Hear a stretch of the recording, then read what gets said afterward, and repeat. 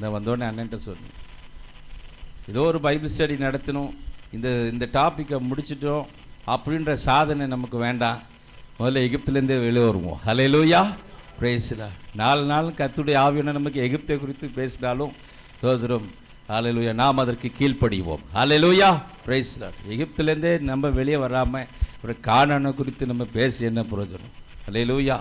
எத்தனை காரியங்களை நாம் சரி செய்து கொள்ள வேண்டியதாக, அதில் நிறைய காம்ப்ரமைஸ் நம்ம செஞ்சு தோற்றுறோம். இதெல்லாம் இது இல்லைன்னு நினைக்கிறோம், ஆனால் இல்லை கர்த்தர் அதை விரும்புகிறார். அதில் நம்ம சரி செய்து கொள்ள வேண்டும். ஹல்லேலூயா, தோத்திரம். இந்த நாட்களிலே தேவ ஆவியான நமக்கு வேண்டிய கிருபைகளை அதில் நமக்கு தருவாராக.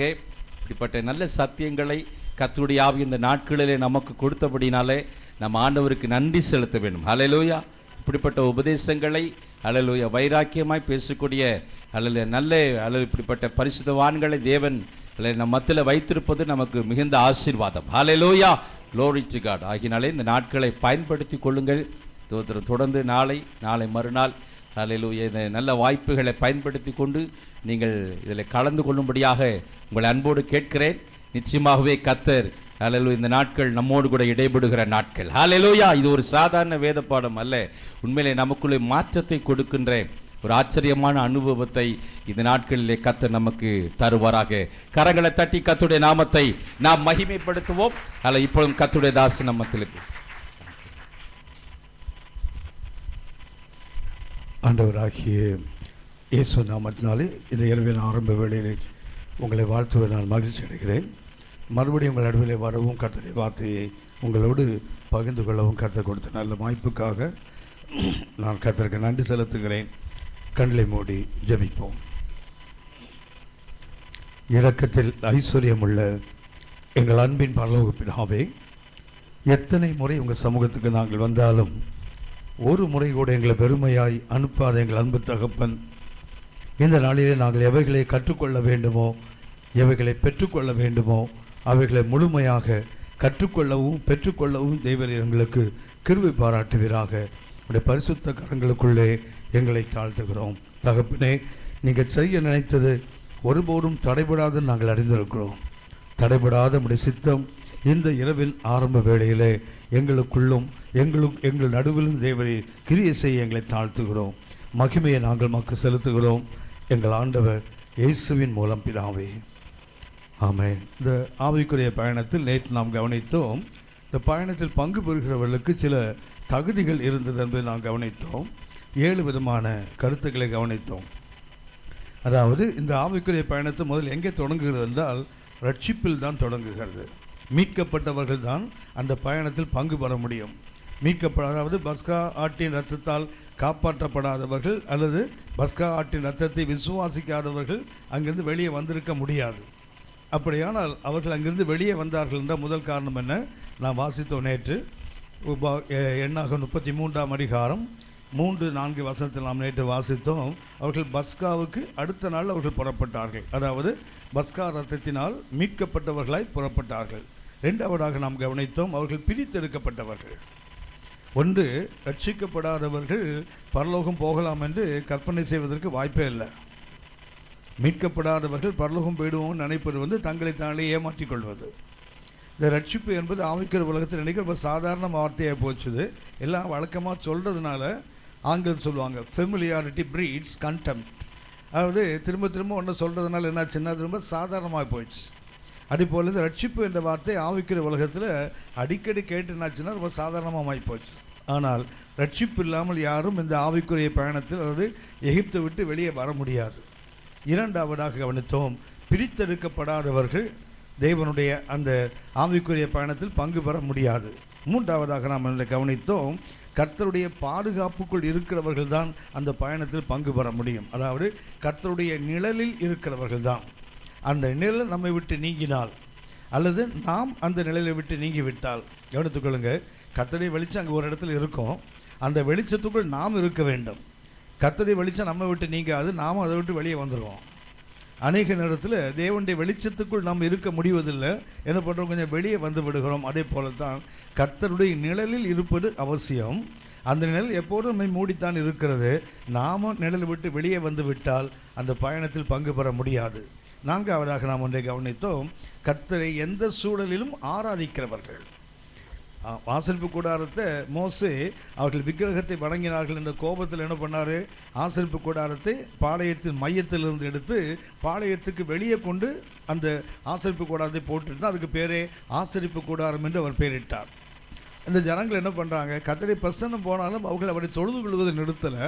அவரை ஆராதிக்க தோன்றும் போது என்ன பண்ணுவாங்களாம்? பாளையத்தை விட்டு வெளியே போய் அவர்கள் ஆராதிப்பார்கள். மாத்திரமல்ல, மோசே அந்த ஆசரிப்பு கூடாரத்துக்கு போகும்போது இவங்க எல்லாம் கூடார வாசல் வந்து நின்று அவனே பார்த்து கொண்டு இருப்பார்கள். மோசே கூடாரத்துக்கு போகும்போது கர்த்தருடைய மகிமை அந்த பிரசன்னம் இறங்கும்போது இவங்க அவங்க கூடார வாசல் என்ன பண்ணுவாங்கன்னா அவரை பணிந்து கொண்டார்கள்னு வாசிக்கும். அப்படியானால் கர்த்தருடைய சமூகம் அவர்கள்ட்டு போன போது கூட அவர்கள் ஆராதிப்பதை நிறுத்தலை. ஐந்தாவதாக வந்து நாம் கவனித்தோம், கர்த்தருடைய ஒழுங்குக்குட்பட்டவர்கள். அவங்க வந்து கூடாரத்தை கண்ட இடத்துல போட முடியாது. இங்கே தான் ஆசாரிகள் இருக்கணும், இங்கே தான் லேவி கோத்திரம் இருக்கணும், இங்கே தான் ஆரோன் பிள்ளைகள் இருக்கணும், இங்கே தான் மோசே இருக்கணும், இங்கே தான் யூதா கோத்திரம் இருக்கணும். ஒவ்வொரு கோத்திரத்துக்கும் கர்த்தர் எங்கே சொன்னாரோ அங்கே தான் அவர்கள் பாளையம் இறங்கினார்கள். ஆறாவதாக கொண்டு கவனித்தோம், ஸ்பிரிட்ஃபுல், அவர்கள் ஆவியினால் நிரப்பப்பட்டவர்கள். ஏழாவதாக கொண்டு கவனித்தோம், கர்த்தருக்காக யுத்தம் செய்கிறவர்கள். ஒரு 7 விதமான தன்மைகள் இருக்கிறவர்கள் தான் அந்த ஆவிக்குரிய பயணத்தில் அவர்கள் புறப்பட்டு வந்தார்கள். இந்த ஆவிக்குரிய பயணத்தினுடைய முதலாவது பயணம் எங்கே ஆரம்பிக்கிறது என்றால், நீங்கள் அறிந்திருப்பீர்கள், எகிப்தில் இருந்தார்கள். எகிப்தில் அவங்க இருந்த இடத்துக்கு ஒரு பெயர் இருக்கிறது. எகிப்தில் அவர்கள் இருந்த இடத்துக்கு ஒரு பெயர் இருக்கிறது. அங்கிருந்து தான் அவர்கள் புறப்பட்டார்கள். அப்படியானால் எகிப்தை விட்டு வெளியே வர வேண்டுமானால் அவங்க என்ன செய்யணும்? அந்த இடத்திலிருந்து அவர்கள் புறப்பட வேண்டும். என்னாகமம் 33ஆம் அதிகாரம் 5ஆம் வசனத்தை வாசிங்க. என்னாகமம் 33ஆம் அதிகாரம் 5ஆம் வசனம். பின்பு இஸ்ரவேல் புத்திரர் ராமசேசிலிருந்து புறப்பட்டு போய் சுக்கோத்திலே பாளையம் இறங்கினார்கள். அவர்கள் முதல்ல பாளையம் இறங்கின இடத்துக்கு பேர் சுக்கோத்து. ஆனால் அவர்கள் புறப்பட்ட இடம் ராமசேஸ். அதாவது எகிப்தில் அவர்கள் இருந்த இடத்துக்கு பேர் எகிப்து ஒரு பெரிய தேசம். ஆனால் அந்த தேசத்தில் அவர்கள் எங்கே இருந்தார்கள் என்றால் ராமசேஸ் என்ற இடத்தில் தான் இருந்தார்கள். அப்படியானால் எகிப்திலிருந்து அவர்கள் புறப்பட வேண்டுமானால் முதல்ல என்ன செய்யணுங்க? ராமசேஸை விட்டால்தான் அவர்கள் எகிப்தை விட்டு வெளியே வர முடியும். எகிப்தை விட்டு வர வேண்டுமானால் அவங்க இருந்த இடத்துக்கு பேர் ராமசேஸ். இந்த ராமசேஸ் என்ற வார்த்தை நாம் கவனிக்க வேண்டிய ஒரு வார்த்தை.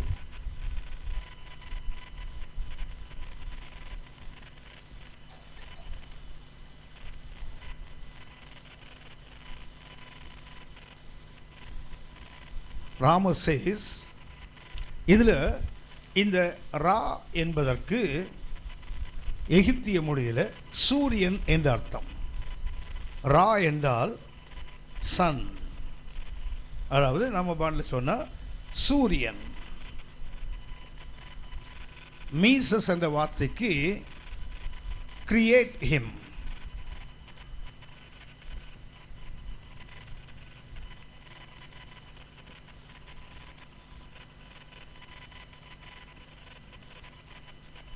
ராமசேஸ் என்ற வார்த்தைக்கு அர்த்தம் என்ன? சூரியனால் உருவாக்கப்பட்டவன் அல்லது created by the Sun. Rameses என்ற வார்த்தைக்கு அர்த்தம் என்ன? ரா என்ற எகிப்திய வார்த்தைக்கு சூரியன், அதாவது அந்த சூரிய கடவுள் சொல்கிறாங்களே, சூரிய பகவான் சொல்கிறாங்களே, அவனுக்கு எகிப்திய கடவுளோட பேர் என்ன? ரா, சூரியன். அந்த மீசஸ் என்ற வார்த்தைக்கு அர்த்தம் என்ன? இந்த சூரியன் ஒருவனை உருவாக்குகிறான். அப்படியான இவங்க இருந்த இடத்துக்கு பேர் என்ன பேர்? ராமசேஸ் என்றால் சூரியனால் உருவாக்கப்பட்ட இடம். இன்னும் சொல்ல போனால் ஆங்கிலம் சொல்கிறாங்க சன் ஆஃப் சன். இதுக்கு அர்த்தம் என்ன? Son of son, son of son. Rameses என்ற பேருக்கு அர்த்தம் என்ன? சூரியனுடைய மகன், அவ்வளவுதான்.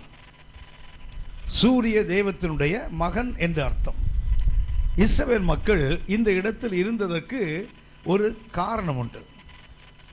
ஆதியாகமம் 47ஆம் அதிகாரம் 11ஆம் வசனம். Genesis chapter 47 and verse 11. ஆதியாகமம் 47ஆம் அதிகாரம் 11ஆம் வசனம். பார்வோன் கட்டளையிட்டபடியே யோசேப்பு தன் தகப்பனுக்கும் தன் சகோதரருக்கும் எகிப்து தேசத்திலே நல்ல நாடாகிய ராமசேஸ் என்னும் நாட்டிலே சுதந்திரம் கொடுத்து அவர்களை குடியேற்றினான். கவனித்துக் கொள்ளுங்கள், யாக்கோபு அவனுடைய சந்ததிகள் கானானிலிருந்து எகிப்துக்கு வரும்போது அவர்களுக்கு இந்த ராமசேஸ் என்ற இடத்தை கொடுத்தது யோசேப்பு அல்ல, பார்வோன். ஏன் பார்வோன் அந்த இடத்தை கொடுத்தான் என்றால், உங்களுக்கு தெரியும், அந்த காலகட்டத்தில் எகிப்து பஞ்சத்தின் கோர பிடியில் இருந்த காலம். யாக்கோபு அவன் பிள்ளைகளும் எகிப்துக்கு வரும்போது அது பஞ்சத்தின் உச்சக்கட்டத்தில் இருந்த காலம். அந்த பஞ்ச காலத்திலும் எகிப்தில் ஒரு பகுதி செழிப்பாக இருக்கும் என்றால் அது ராமசேஸ் தான். அப்படியானால் பஞ்சத்திலும் ஒரு பரிபூர்ணமான இடத்துக்கு பேர் தான் ராமசேஸ். இந்த இடத்தை தான் பார்வோன் என்ன செய்கிறான், யாக்கோபுக்கும் அவன் பிள்ளைகளுக்கும் நீங்கள் எங்கே போய் தயார் என்றால் அவர்களுக்கு நிறைய ஆடு மாடுகள் இருக்கிறது, அவங்களுக்கு மேய்ச்சலுக்கு நிலம் வேண்டும், ஆடு மாடுகள் உயிரோடு இருக்க வேண்டுமான பஞ்சம், எகிப்தில் உச்சக்கட்ட பஞ்சம். அந்த காலகட்டத்தில் அவர்களுடைய ஆடு மாடுகளுக்கு சரியான மேய்ச்சல் நிலம் வேண்டுமானால் அந்த எகிப்திலேயே எதுதான் செழிப்பான இடம் போட்டிருக்கிறது, நல்ல இடத்துல கொண்டு உட்கார வச்சான் அவன். அப்படியான பார்வோனுடைய நோக்கம் நல்ல நோக்கம்தான். பஞ்சத்தில் கூட இஸ்ரவேல் மக்கள் என்ன செய்யக்கூடாது, துன்பத்தை சந்திக்க கூடாது என்பதற்காக அவர் என்ன பண்ணுறாங்க, கொண்டு போய் ராமசேஸ் என்ற நல்ல செழிப்பான தேசத்தில் அவர்களை குடியேற்றும்படி யோசேப்புக்கு அவன் சொன்னதினால் யோசேப்பு அந்த இடத்துல அவர்களை கட்டளையிட்டு அங்கே வைக்கிறான். மாத்திரமல்ல, அவர்கள் அங்கே இருக்கும்போது அவர்கள் செழிப்பின் உச்சக்கட்டத்தில் அவர்கள் இருக்கிறார்கள். பஞ்சத்திலும் அவர்கள் ஒரு பரிபூர்ணமான வாழ்க்கை வாழ்ந்து கொண்டிருக்கிறார்கள். இந்த சூரியனால் உருவாக்கப்பட்டது அல்லது சூரியனுடைய மகன், சூரிய புத்திரன் அப்படி சொல்லலாம், வேண்டாம், சூரியனுடைய மகன் என்று இதை சொல்லலாம். அந்த இடத்தில் அவர்கள் செழிப்பாக வாழ்ந்து கொண்டிருக்கிறார்கள். இன்னொரு காரியத்தை சுட்டி காட்டுகிறேன். ஆனால் ஒரு காலகட்டம் வருகிறது, செழிப்பில் இருக்கிறாங்க. செழிப்பில் இருக்கும்போது யாத்ராகமும் 12ஆம் அதிகாரம், யாத்ராகமும் 12ஆம் அதிகாரம் 33ஆம் வசனம். எகிப்தியர் நாங்கள் எல்லாரும் சாகுறோமே என்று சொல்லி, எகிப்தியர் நாங்கள் எல்லோரும் சாகுறோமே என்று சொல்லி தீவிரமாய் அந்த ஜனங்களை தேசத்திலிருந்து அனுப்பிவிட அவர்களை மிகவும் துரிதப்படுத்தினார்கள். என்ன பண்றா, ஒரு காலகட்டத்தில் பார்வோன் நீங்க இங்கதான் இருக்க வேண்டும் என்று ராமசேஸ்ல உட்கார வச்சான். அது ஒரு காலம், ஆதியாகவும் 47:11. ஆனால் யாத்ராகவும் 12:33 அதே ராமசேஸ்லேருந்து அவர் என்ன பண்ணுறாங்க, அவர்கள் அனுப்பி விடுவதற்கு துரிதப்படுத்தினார்களாம். 39ஆம் வசனம் வாசிங்க. அதே யாத்ராகவும் 12:39. எகிப்திலிருந்து அவர்கள் கொண்டு வந்த பிசைந்த மாவை புளிப்பில்ல அப்பங்களாக சுட்டார்கள். அவர்கள் எகிப்தில் தரிக்க கூடாமல் துரத்தி விடப்பட்டதினால். கவனிச்சீங்களா? இப்ப என்ன செய்யறாங்க, அனுப்பி விடுவதற்கு துரிதப்படுத்தினாங்கன்னு போட்டிருக்காங்க. இந்த வசனம் என்ன சொல்லுது, துரத்தி விட்டாங்கன்னு போட்டிருப்பாருங்க. ஒரு காலகட்டத்தில் ஒரு ரெட் கார்பெட் போட்டு இவர்களை எகிப்துக்கு அழைத்து கொண்டு போனார்கள். ஆதியாகமம் 46ஆம் அதிகாரம், ஆதியாகமம் 46ஆம் அதிகாரம் 1ஆம் வசனம் முதல் 6ஆம் வசனம் வரைக்கும் பார்த்தீங்கன்னா எப்படி இவர்கள் கானானிலிருந்து எகிப்துக்கு போனார்கள் என்பதை ஆவியானவர் மிக அற்புதமாக பதிவு செய்து வைத்திருக்கிறார். அது வாசிக்க தம்பி.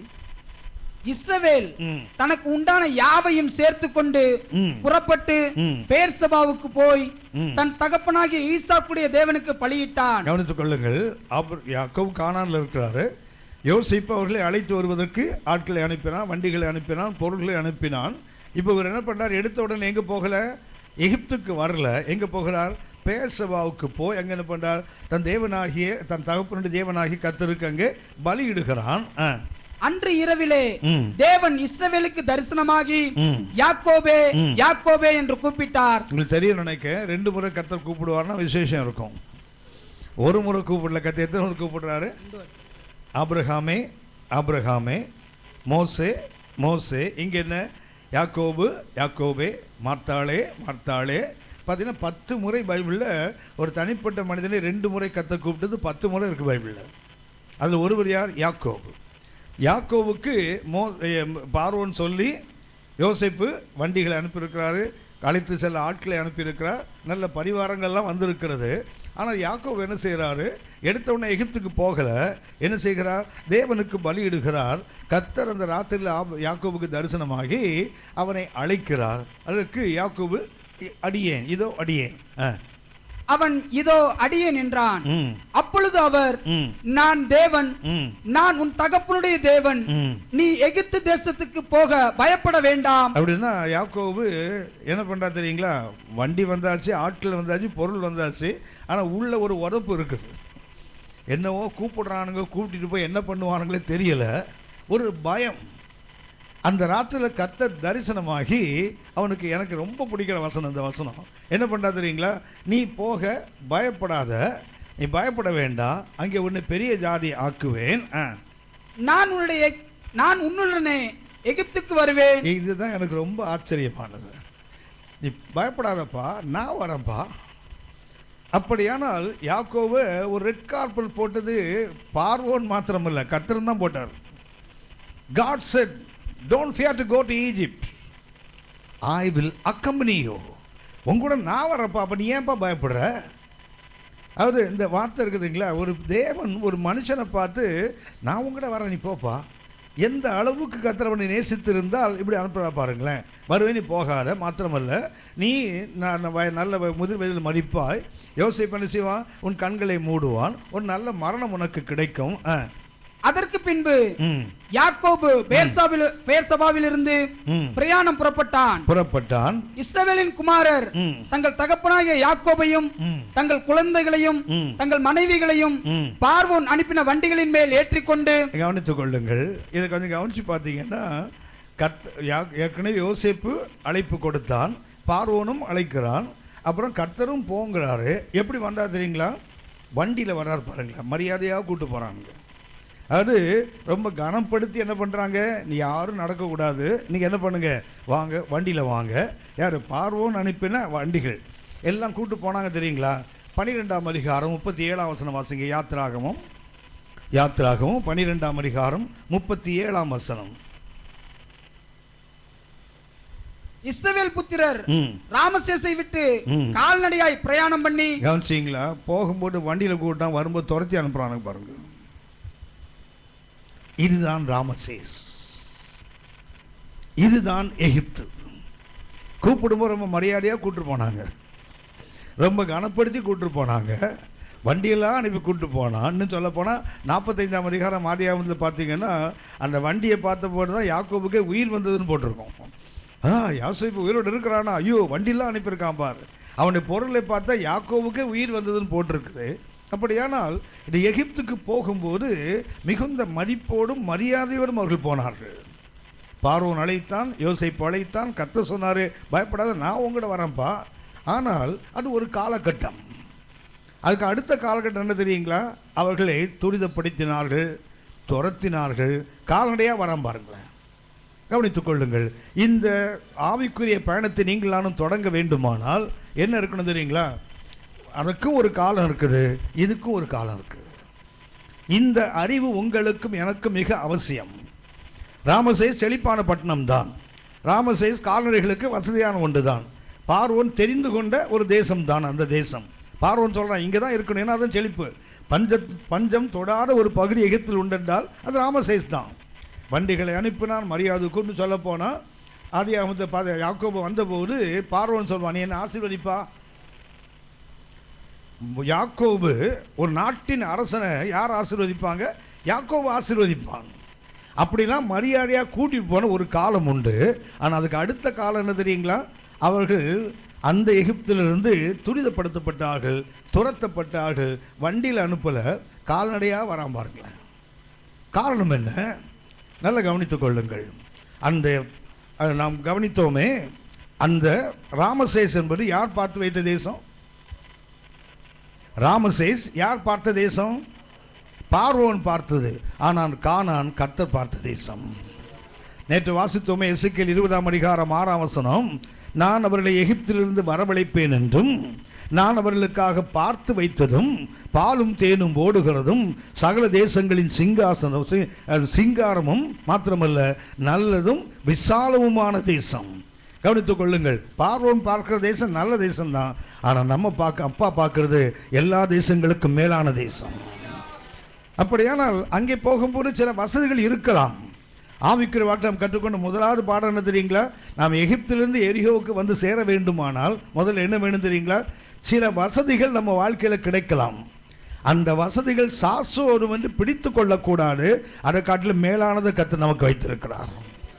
என்ன பண்ணுறீங்களா, இந்த ராமசேஷை இவர்கள் பிடித்து கொண்டிருக்கிற வரைக்கும் இவங்க எங்கே வர முடியாது.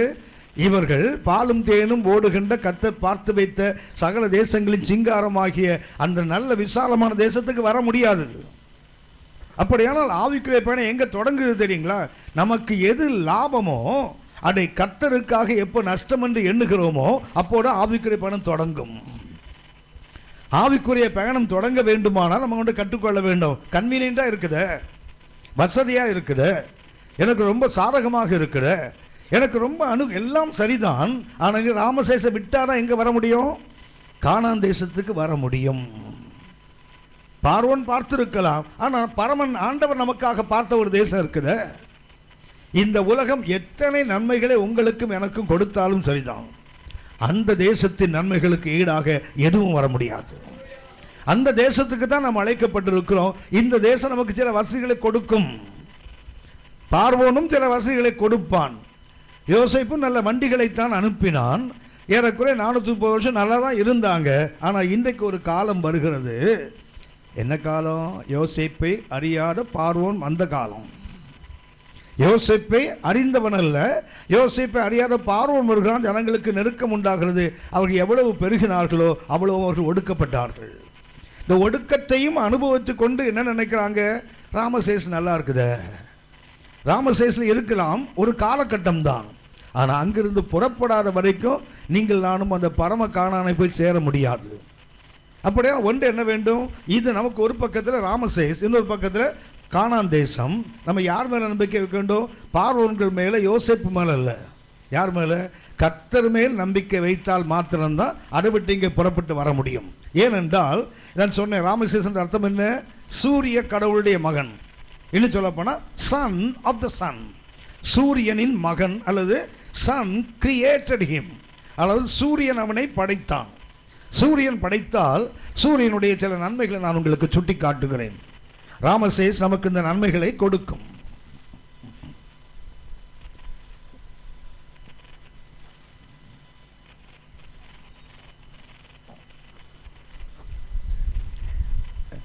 இங்கிலீஷில் எழுதினா திட்டுவீங்களா? ஏற்கனவே திட்டிட்டு தான் இருக்கிறோம் மனசுக்குள்ள. சும்மா அப்படி புரிகிற மாதிரி நாங்கள் நடிச்சுட்டு உட்காந்துருக்கிறோம். அதனால் நீங்கள் இங்கிலீஷ் எழுதி எங்களை ஏமாத்துறீங்களா? சரி, இன்னிலேருந்து தமிழ் மீடியம், சரியா? இன்றிலிருந்து நாம் என்ன பண்ணுறோம்? தமிழ் மீடியத்துக்கு போயிடுவோம். ஒன்று, சூரியன் என்பதற்கு ஒரு அர்த்தம் தேவனால் சிருஷ்டிக்கப்பட்டது.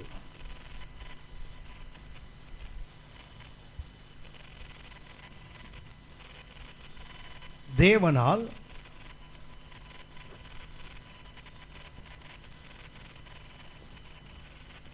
ஆதியாகமம் 1ஆம் அதிகாரம், ஆதியாகமம் 1ஆம் அதிகாரம் 14ஆம் வசனம் வாசிங்க. பின்பு தேவன் பகலுக்கும் இரவுக்கும் வித்தியாசம் உண்டாகத்தக்கதாக வானம் என்கிற ஆகாய விரிவிலே சுடர்கள் உண்டாக கடவது, அவைகள் அடையாளங்களுக்காகவும் காலங்களையும் நாட்களையும் வருஷங்களையும் குறிக்கிறதற்காகவும் இருக்க கடவது என்றார். சூரியனை படைத்தது யார் தான்? கர்த்தர் தான் படைத்தார். எதற்கு படைத்தார்? பகலுக்கும் இரவுக்கும் வித்தியாசம் காட்டுவதற்காக கர்த்தர் படைத்தார். To differentiate. எதற்காக கர்த்தர் சூரியனை படைத்தார்? தேவனால் தான் சிருஷ்டிக்கப்பட்டது. மாத்திரமல்ல, அது என்ன செய்யணும்? ஒளிச்சத்துக்கும் இருளுக்கும், அதாவது பகலுக்கும் இரவுக்கும் என்ன செய்யணும்? வித்தியாசம் காட்டுவதற்காகத்தான் கர்த்தர் சூரியனை படைத்தார். அப்போ சூரியன் கெட்டதில்லை, நல்லதுதான். இரண்டாவதாக 1ஆம் அதிகாரம் 16ஆம் வசனம், ஆதியாகமம் 1:16. தேவன் பகலையால பெரிய சுடரும் இரவையால சிறிய சுடரும் ஆகிய இரண்டு மகத்தான சுடர்களையும் நட்சத்திரங்களையும் உண்டாக்கினார். இரண்டாவது, கர்த்தர் எதற்கு சூரியனை படைத்தார்? ஆளுகை செய்வதற்காக. To rule. சூரியன் என்ன? பகலை என்ன செய்யணுது? ஆள வேண்டும், ஆளுகை செய்ய வேண்டும். அப்படியானா சூரியனை கர்த்தர் படைத்த நோக்கம் என்ன? சூரியன் பகல் என்ன செய்யணும்? ஆளுகை செய்ய வேண்டும். சூரியன் என்றால் இரண்டாவது அர்த்தம் என்ன? ஒன்று பிரிக்கின்ற அனுபவம், இரண்டாவது ஆளுகை செய்கின்ற அனுபவம். மூன்றாவதாக ஒன்றை சுட்டி காட்டுகிறேன். எரேமியா 31ஆம் அதிகாரம் 35ஆம் வசனம். எரேமியா 31:35. சூரியனை பகல் வெளிச்சத்துக்காகவும் சந்திர நட்சத்திர நியமங்களை ரா வெளிச்சத்துக்காகவும் கட்டளையிட்டவரும். எதற்கு சூரியனை படைத்தார்? ஒளியை கொடுப்பதற்காக. To give light. கர்த்தர் சூரியனை படைத்த மூன்றாவது ஒன்றென்ன? அது பகலை இரவையும் பிரிக்க வேண்டும். இரண்டாவதாக அது பகலை ஆளுகை செய்ய வேண்டும். மூன்றாவதாக வெளிச்சம் கொடுக்க வேண்டும். நான்காவதாக உபாகமம் 33ஆம் அதிகாரம் 14ஆம் வசனம். சூரியன் பக்குவப்படுத்தும் அருமையான கனிகளினாலும். சூரியனுடைய வேலை என்ன? கனிகளை பக்குவப்படுத்த. உங்களுக்கு தெரியும் நினைக்கிறேன், சூரிய வெளிச்சம் இல்லாவிட்டால் அநேக கனிகள் பக்குவமாகாது, படுக்காது, அது நல்ல முதிர்ச்சி அடையாது. குளிர் பிரதேசங்களில் வளர்கின்ற சில கனிகள் உண்டு. ஆனால் பொதுவாக பார்த்தீங்கன்னா வேதம் சொல்வது என்ன? சூரியன் பக்குவப்படுத்தும் அருமையான கனிகள். அப்படின்னா கர்த்தர் எதற்காக சூரியனை படைத்தார்? மனிதனுக்கு உணவுக்கு தேவையான கனிகளை பக்குவப்படுத்துவதற்காகத்தான் கர்த்தர் சூரியனை படைத்தார். ஐந்தாவதாக சூரியன் சங்கீதம் 104:19. சங்கீதம் 104:19. சந்திரனை கால குறிப்புகளுக்காக படைத்தார். சூரியன் தன் அஸ்தமனத்தை அறியும். சூரியனை எதுக்கு படைத்திருக்கிறார்? என்னதான் கர்த்தர் வெளிச்சத்தை கொடுக்கணும், ஆளுகை செய்யணும், பக்குவப்படுத்த என்ன செய்யணும்? கர்த்தருடைய கட்டுப்பாட்டுக்கு உள்ளதான் இருக்கணும். அஸ்தமனமாக நான் என்ன செய்யணும்? அஸ்தமனம் ஆயிடலாம். சொல்லப்போன தேவனுடைய கட்டுப்பாடு, காட்ஸ் கண்ட்ரோல். கர்த்தருடைய கட்டுப்பாட்டுக்குள் இருப்பதற்காகத்தான் கர்த்தர் சூரியனை படைத்தார். ஆறாவதாக கர்த்தரை துதிப்பதற்காக, தேவனை துதிக்க கர்த்தர் சூரியனை படைத்தார். சங்கீதம் 148:3. சங்கீதம் 148:3. சூரிய சந்திரரே, சூரிய சந்திரரே அவரை துதியுங்கள். எதற்காக சூரியனை படைத்தார்? கர்த்தரை துதிப்பதற்கு. கவனியுங்கள், வேதத்தில் கர்த்தர் எதற்காக சூரியனை படைத்தார்? 6 காரணங்களை வேதம் சொல்லுகிறது. ஒன்று, தேவனால் உருவாக்கப்பட்ட நோக்கம் என்ன? சூரியன் அது வித்தியாசத்தை காட்ட வேண்டும். எது பகல் எது இரவு அது வித்தியாசப்படுத்தி காட்ட வேண்டும். இரண்டாவது, சூரியன் பகலை ஆளுகை செய்ய வேண்டும். மூன்றாவது, சூரியன் வெளிச்சத்தை கொடுக்க வேண்டும். நான்காவது, கனிகளை பக்குவப்படுத்த வேண்டும். ஐந்தாவதாக கர்த்தருடைய கட்டுப்பாட்டுக்குள் இருக்க வேண்டும். ஆறாவதாக கர்த்தரை துதிக்க வேண்டும். அப்படின்னா ராமசேஸ் என்றால் அர்த்தம் என்ன? சூரியன், சூரியனால் உருவாக்கப்பட்டவன், இதெல்லாம் இருக்கணும். இது பாசிட்டிவ் சைடு, சூரியனுடைய நல்ல பக்கம். ஆனால் சூரியனுக்கு என்ன இருக்குது? கெட்ட பக்கமும் இருக்கு. சூரியனுடைய நல்ல பக்கம் இது, ஆனால் அதே சூரியனுக்கு என்ன இருக்குது? கெட்ட பக்கமும் இருக்கிறது. ஒன்று, யோனாவின் புஸ்தகம் 4ஆம் அதிகாரம் 8ஆம் வசனம். சூரியன் உதித்த போது. இருங்க தம்பி, இது அழிச்சிடலாம்ல, எழுதினாலும் ஒன்று தான், அழிச்சாலும் ஒன்று தான் எங்களுக்கு. அப்படி இல்லையா? சரி, பின்னாடி உள்ளவங்களுக்கு தெரியுதா? அது பின்னாடி உள்ளவங்களுக்கு தெரியுதா? பரவாயில்லையே. நான் நினச்சேன் இந்த நிறைய எழுத விட ஒன்றையே போர்டு ஃபுல்லாக எழுதணும்னு நினச்சேன். அப்போ தான் பின்னாடி வரைக்கும் தெரியும். என்னென்னா, முன்னாடி இருக்கிற நிறைய பேர் நோட்ஸ் எடுக்கிறதில்ல, பின்னாடி இருக்கிற நிறைய பேர் நோட்ஸ் எடுக்கிறீங்க, இப்படி பார்க்குறீங்க. நோட்ஸ் எடுக்கிறீங்களோ இல்லையோ, நோட்ஸ் எடுக்கும்போது நடிக்கிறீங்களோ அதுவும் தெரில, இப்படி பார்த்துட்டு வேறு இருக்கிறீங்க. நான் யோசித்தேன், நோட்ஸ் எடுக்கலாம் முன்னாடி வந்துடுங்க, நோட்ஸ் எடுக்கலாம் திரும்பி வீட்டுக்கு போயிடுங்கன்னு சொல்லாமன்னு நினச்சேன். ஆனால் நிறைய பேர் மனசுக்குள்ளே நோட்ஸ் எடுக்கிறீங்களா இல்லையா? ஆமாம், நிறைய பேர் எழுதுறதில்ல, ஆனால் மனசில் ஆழமாக படியுதில்லை. எழுதுகிறவங்க திரும்பி பார்த்தா தான் பிரயோஜனம். ஆனால் மனசுக்குள்ளே வச்சுருக்கவங்களுக்கு என்றைக்குமே அது பயம்தான். அதனால் எழுதுகிறவங்களை விட எழுதாதவங்க ஒன்றும் சாதாரணமான ஆள் இல்லை, நீங்கள் பெரிய ஆள் தான். ஆனாலும் கொஞ்சம் எழுதுகிறவங்களுக்கு கொஞ்சம் முன்னாடி இடம் கொடுங்க, சரியா? சரி, இதை அழிச்சிடுறேன். சூரியனுடைய அடுத்த பக்கத்தை நாம் கொஞ்சம் கவனிக்கலாம். யோனா 4ஆம் அதிகாரம், யோனா புஸ்தகம் 4ஆம் அதிகாரம் 8ஆம் வசனம். சூரியன் உதித்த போது தேவன் உஷ்ணமான கீழ்காற்றை கட்டளையிட்டார். அப்பொழுது வெயில் யோனாவுடைய தலையில் படுகிறதுனால் அவன் சோர்ந்து போய் என்ன செய்யும்? சூரியன் சுட்டெரிக்கும். ஸ்கார்ச்சிங் என்று ஆங்கிலம் சொல்லுவார்கள். சூரியன் என்ன பண்ணும்? யோனா தலை மேலே அடித்தது அவனுக்கு எரிச்சல் வந்துட்டு பாருங்களேன். யோனாக்கு மாத்திரம் தானே, நமக்கு அடி தானே. இந்த மே மாதத்தில் பட்டப்பாடு நமக்கு இல்லை தெரியும். மே மாதம் 25ஆம் தேதி திங்கட்கிழமை சென்னையில் ஒரு வெளிப்படுத்தின விசேஷம் பற்றி ஒரு எக்ஸிபிஷன் நடத்துது. அதை டெடிகேட் பண்ணுறதுக்காக போக வேண்டிய அவசியம் இருந்தது. போய் நான் அன்றைக்கி தான் காலையில் கோயம்புத்தூர்லேருந்து வந்தேன், கொஞ்சம் சில்லுன்னு வந்தேன். அங்கேருந்து இங்கே வந்து சென்னையில் அன்றைக்கி தான் உச்சக்கட்டம் 48 டிகிரி என்னவோ அன்றைக்கி சூரியன். அதில் மத்தியானம் 2 மணிலேருந்து ராத்திரி 8 மணிக்கு அந்த கிரௌண்டில் 6 ஹவர்ஸ் இருந்தேன். அந்த அதாவது நமக்கு தெரியும் மழைக்காலத்தில் தான் கோல்டு வரும், எனக்கு அந்த வெயில் காலத்தில் கோல்டு வந்துட்டு அந்த அளவுக்கு அன்றைக்கி உஷ்ணம். இது அப்புறம் தான் நினச்சிக்கிட்டேன், யோனா புலம்புனதுக்கு ஒன்றும் தப்பே இல்லை. யோனா இடத்துல நாம் இருந்தாலும் இப்படி தான் புலம்பியிருப்போம். யோனா என்ன ஆகுது? தலைமையில் வெயில் பட்ட போது அவனுக்கு கோபம் வருதில்லை. ஏனென்றால் வெயிலுக்கு சூரியனுக்கு என்ன தன்மை இருக்குது? ஸ்கார்ச்சிங், அதாவது சுட்டரிக்கின்ற தன்மை சூரியனுக்கு உண்டு. இரண்டாவதாக சங்கீதம் 121:6 வாசிங்க.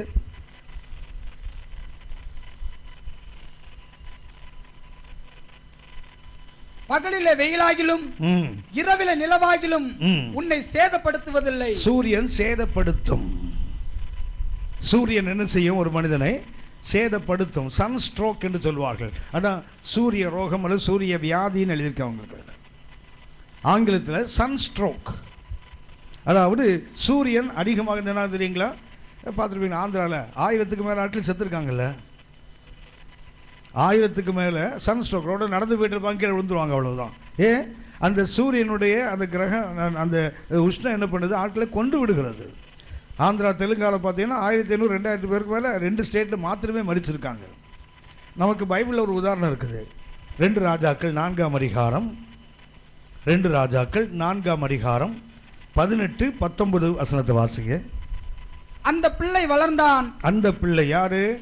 எலிசா என்ற தேவ மனிதனுடைய ஜபத்தினால் கர்த்தர் சூனேமி ஆளுக்கு, பிள்ளை இல்லாதவளுக்கு, வாய்ப்புகள் அற்ற ஒரு பெண்ணுக்கு ஒரு குழந்தையை கொடுத்தார். அந்த பிள்ளை வளர்ந்தது. ஒரு நாள் அவன் அறுப்பறுக்கிறவர்களிடத்தில் இருந்த தன் தகப்பன்டைக்கு போயிருக்கும் போது, எங்க போயிருக்கான்? வயலுக்கு போறான். அறுவடை நடக்குது. எஜமானுடைய பிள்ளை இல்ல, சின்ன எஜமான் என்ன பண்றாரு? அறுவடை பிறகுன்னு பார்க்க போனாரு.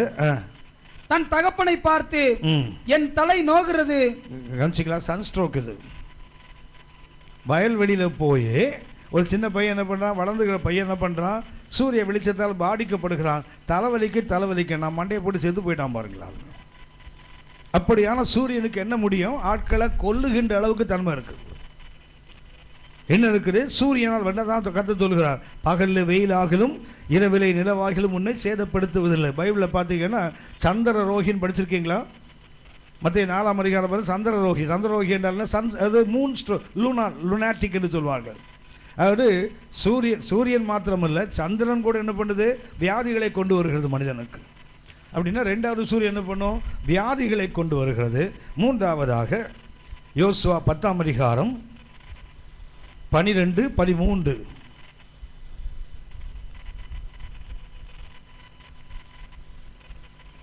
கர்த்தர் எமோரியரை இஸ்ரவேல் புத்திரருக்கு முன்பாக ஒப்புக் கொடுக்கிற அந்நாளிலே யோசுவா கர்த்தரை நோக்கி பேசி, பின்பு இஸ்ரவேலின் கண்களுக்கு முன்பாக, சூரியனே நீ கிபியோன் மேலும், சந்திரனே நீ ஆயலோன் பள்ளத்தாக்கின் மேலும் தரித்து நில்லுங்கள் என்றான். கவனிச்சிங்களா? நின்று போயிடும் சமயத்தில் ஜாஷுவா என்ன பண்ணிட்டாரு? கர்த்தர்ட்ட பேசினாரு. ஆண்டவர் கொஞ்சம் அதை நிறுத்துங்க, நிறுத்திட்டாரு பாருங்களேன். அப்படின்னா சூரியன் என்ன ஆகும்? எப்போ நிற்குதுன்னு நமக்கும் தெரியாது, கர்த்தருக்கு தான் தெரியாது. நிறுத்திவிட முடியும் அதை.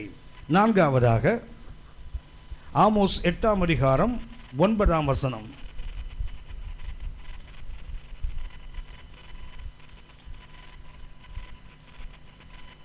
அந்நாளிலே நான் மத்தியானத்திலே சூரியனை அஸ்தமிக்க பண்ணி. நம்ம கவனித்தோம், சூரியனுக்கு அஸ்தமனம் சாயங்காலம் தான். ஆனால் ஆமோஸ் சொல்றாரு, எனக்கு மாதிரி மத்தியானமே காணாமல் போயிடுமா. மத்தியானத்திலும் என்ன செய்யும்? சூரியன் மறைந்து விடும், அஸ்தமனம். அடுத்தது 6ஆவதாக யோவேல் 2ஆம் அதிகாரம் 31ஆம் வசனம். கர்த்தருடைய பெரிதும் பயங்கரவுமான நாள் வரும் முன்னே சூரியன் இருளாகவும் சந்திரன் ரத்தமாகவும் மாறும்.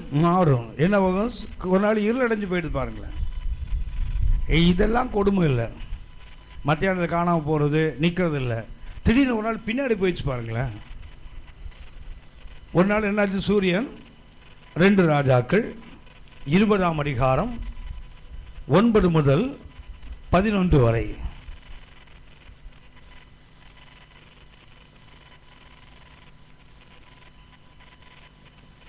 அதற்கு ஏசாயா, கர்த்தர் தாம் சொன்ன வார்த்தையின்படியே செய்வார் என்பதற்கு கர்த்தரால் உனக்கு உண்டாகும் அடையாளமாக சாயை 10 பாகை முன்னிட்டு போக வேண்டுமோ 10 பாகை பின்னிட்டு திரும்ப வேண்டுமோ என்று கேட்டான். நமக்கு தெரியும் சூரியன் என்ன செய்யணும், முன்னாடி போகணுமா பின்னாடி போகணுமா.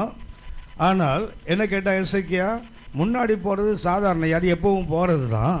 அது அவுட்ஸ்டாண்டிங்காக பின்னாடி போகணும் பாரு. ஸோ பின்னாக போயிடுச்சு. அது கவனித்துக் கொள்ளுங்கள். சூரியனுடைய நல்ல பக்கமும் 6 இருக்குது, கெட்ட பக்கமும் 6 இருக்குது. ஆனால் நமக்கு தெரிந்த ஒரே ஒரு தீமை இல்லாத சூரியன் நம்ம அப்பா ஒருத்தர் தான். ஆமென். இந்த ராமசேசுக்கு என்ன உண்டு, நல்ல பக்கமும் உண்டு. அதாவது வண்டியெல்லாம் அனுப்பி கூட்டு போகும். ஒரு நாள் கால்நடையாக துரத்தி விட்டோம். அந்த சூரியனுக்கு என்ன உண்டு, நல்ல பக்கமும் உண்டு கெட்ட பக்கமும் உண்டு. ஆனால் நம்ம அப்பா இருக்கா தெரியுங்களா, அந்த சூரியனுக்கு கெட்ட பக்கமே கிடையாது, நல்ல பக்கம் மாத்திரம்தான். அந்த சூரியனை பற்றி 5 கருத்துக்களை சுட்டி காட்டுகிறேன். 1 சங்கீதம் 84:11 வாசிங்க. சங்கீதம் 84:11. தேவனாகிய கர்த்தர் சூரியனும் கேடகமுமானவர். அதுக்கு அர்த்தம் என்ன, கர்த்தர் பாதுகாக்கிறவர். கர்த்தர் சூரியனும் கேடகம் என்றால் ஷீல்டு, பாதுகாப்பு. So God is our shield.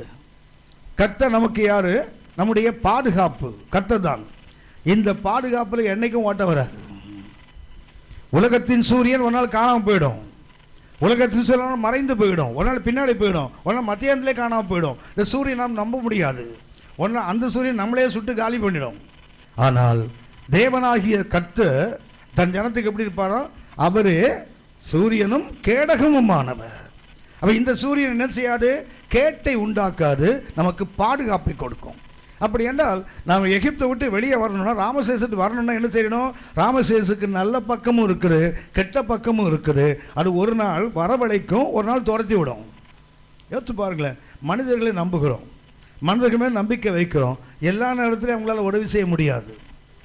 சிலர் பார்த்துருக்கீங்களா, நீங்கள் வீட்டுக்கு வருவீங்களான்னு எதிர்பார்த்துட்டே இருப்பாங்க.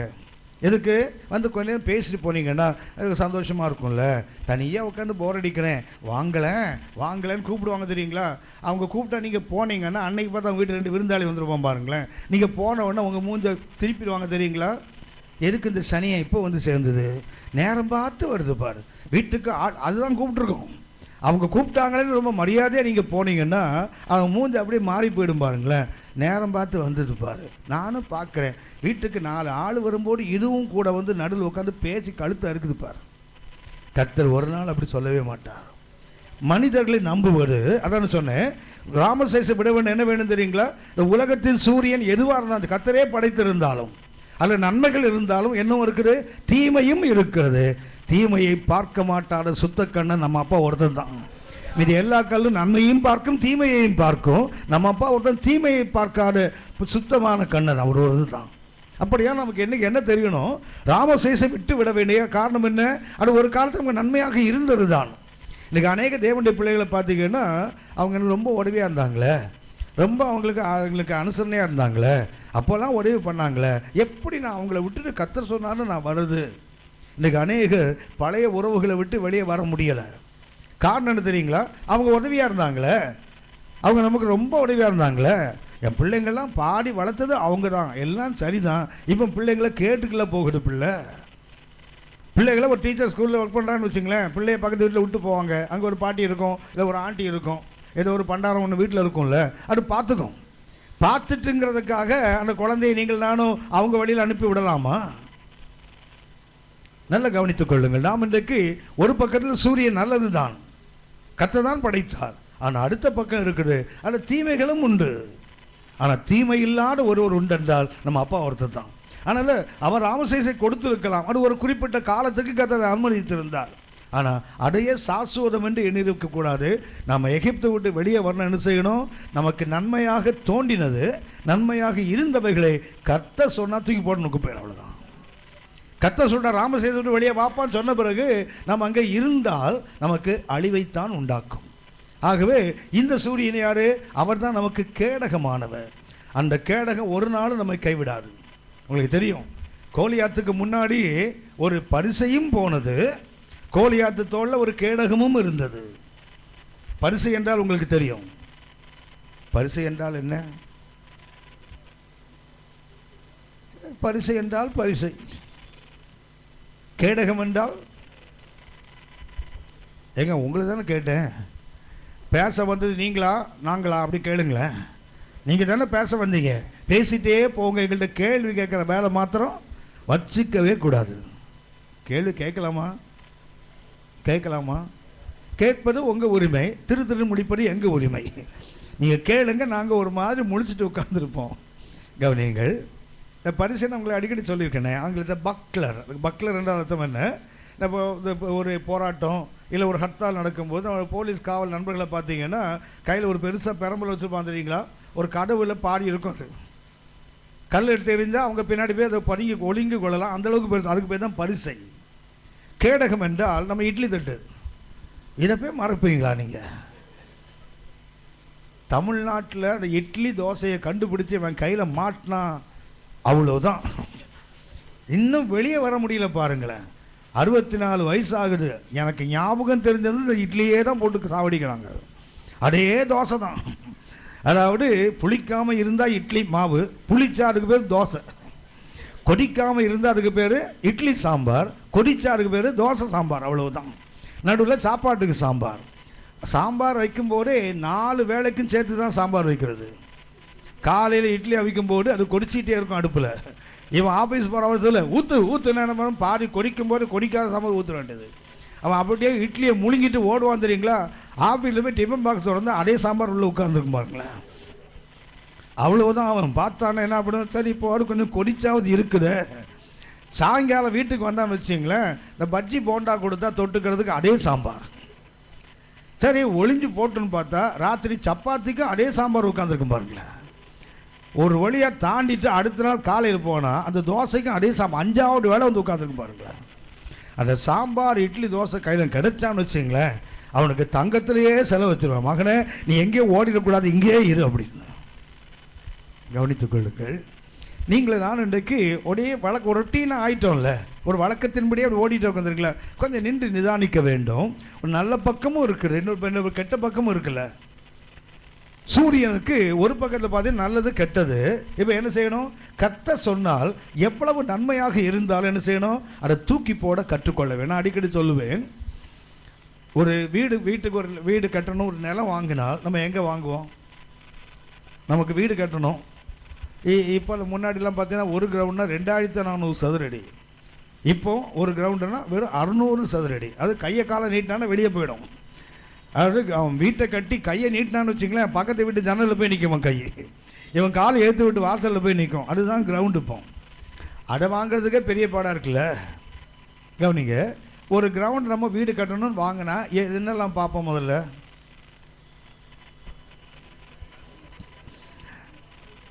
முதல்ல பஸ் ஸ்டாண்ட் பக்கத்தில் இருக்குதா, ரயில்வே ஸ்டேஷன் பக்கத்தில் இருக்குதா, அண்ணனுக்கு ஆஃபீஸ் போகிறதுக்கு அவர் ஆஃபீஸ் கிட்ட இருக்குதா, அக்கா ஸ்கூலுக்கு போனால் அக்கா ஸ்கூல் பக்கத்தில் இருக்குதா, குழந்தைங்க போகிறதுக்குதா, ஹாஸ்பிட்டல் இருக்கான்னு பார்ப்போமா இல்லையா?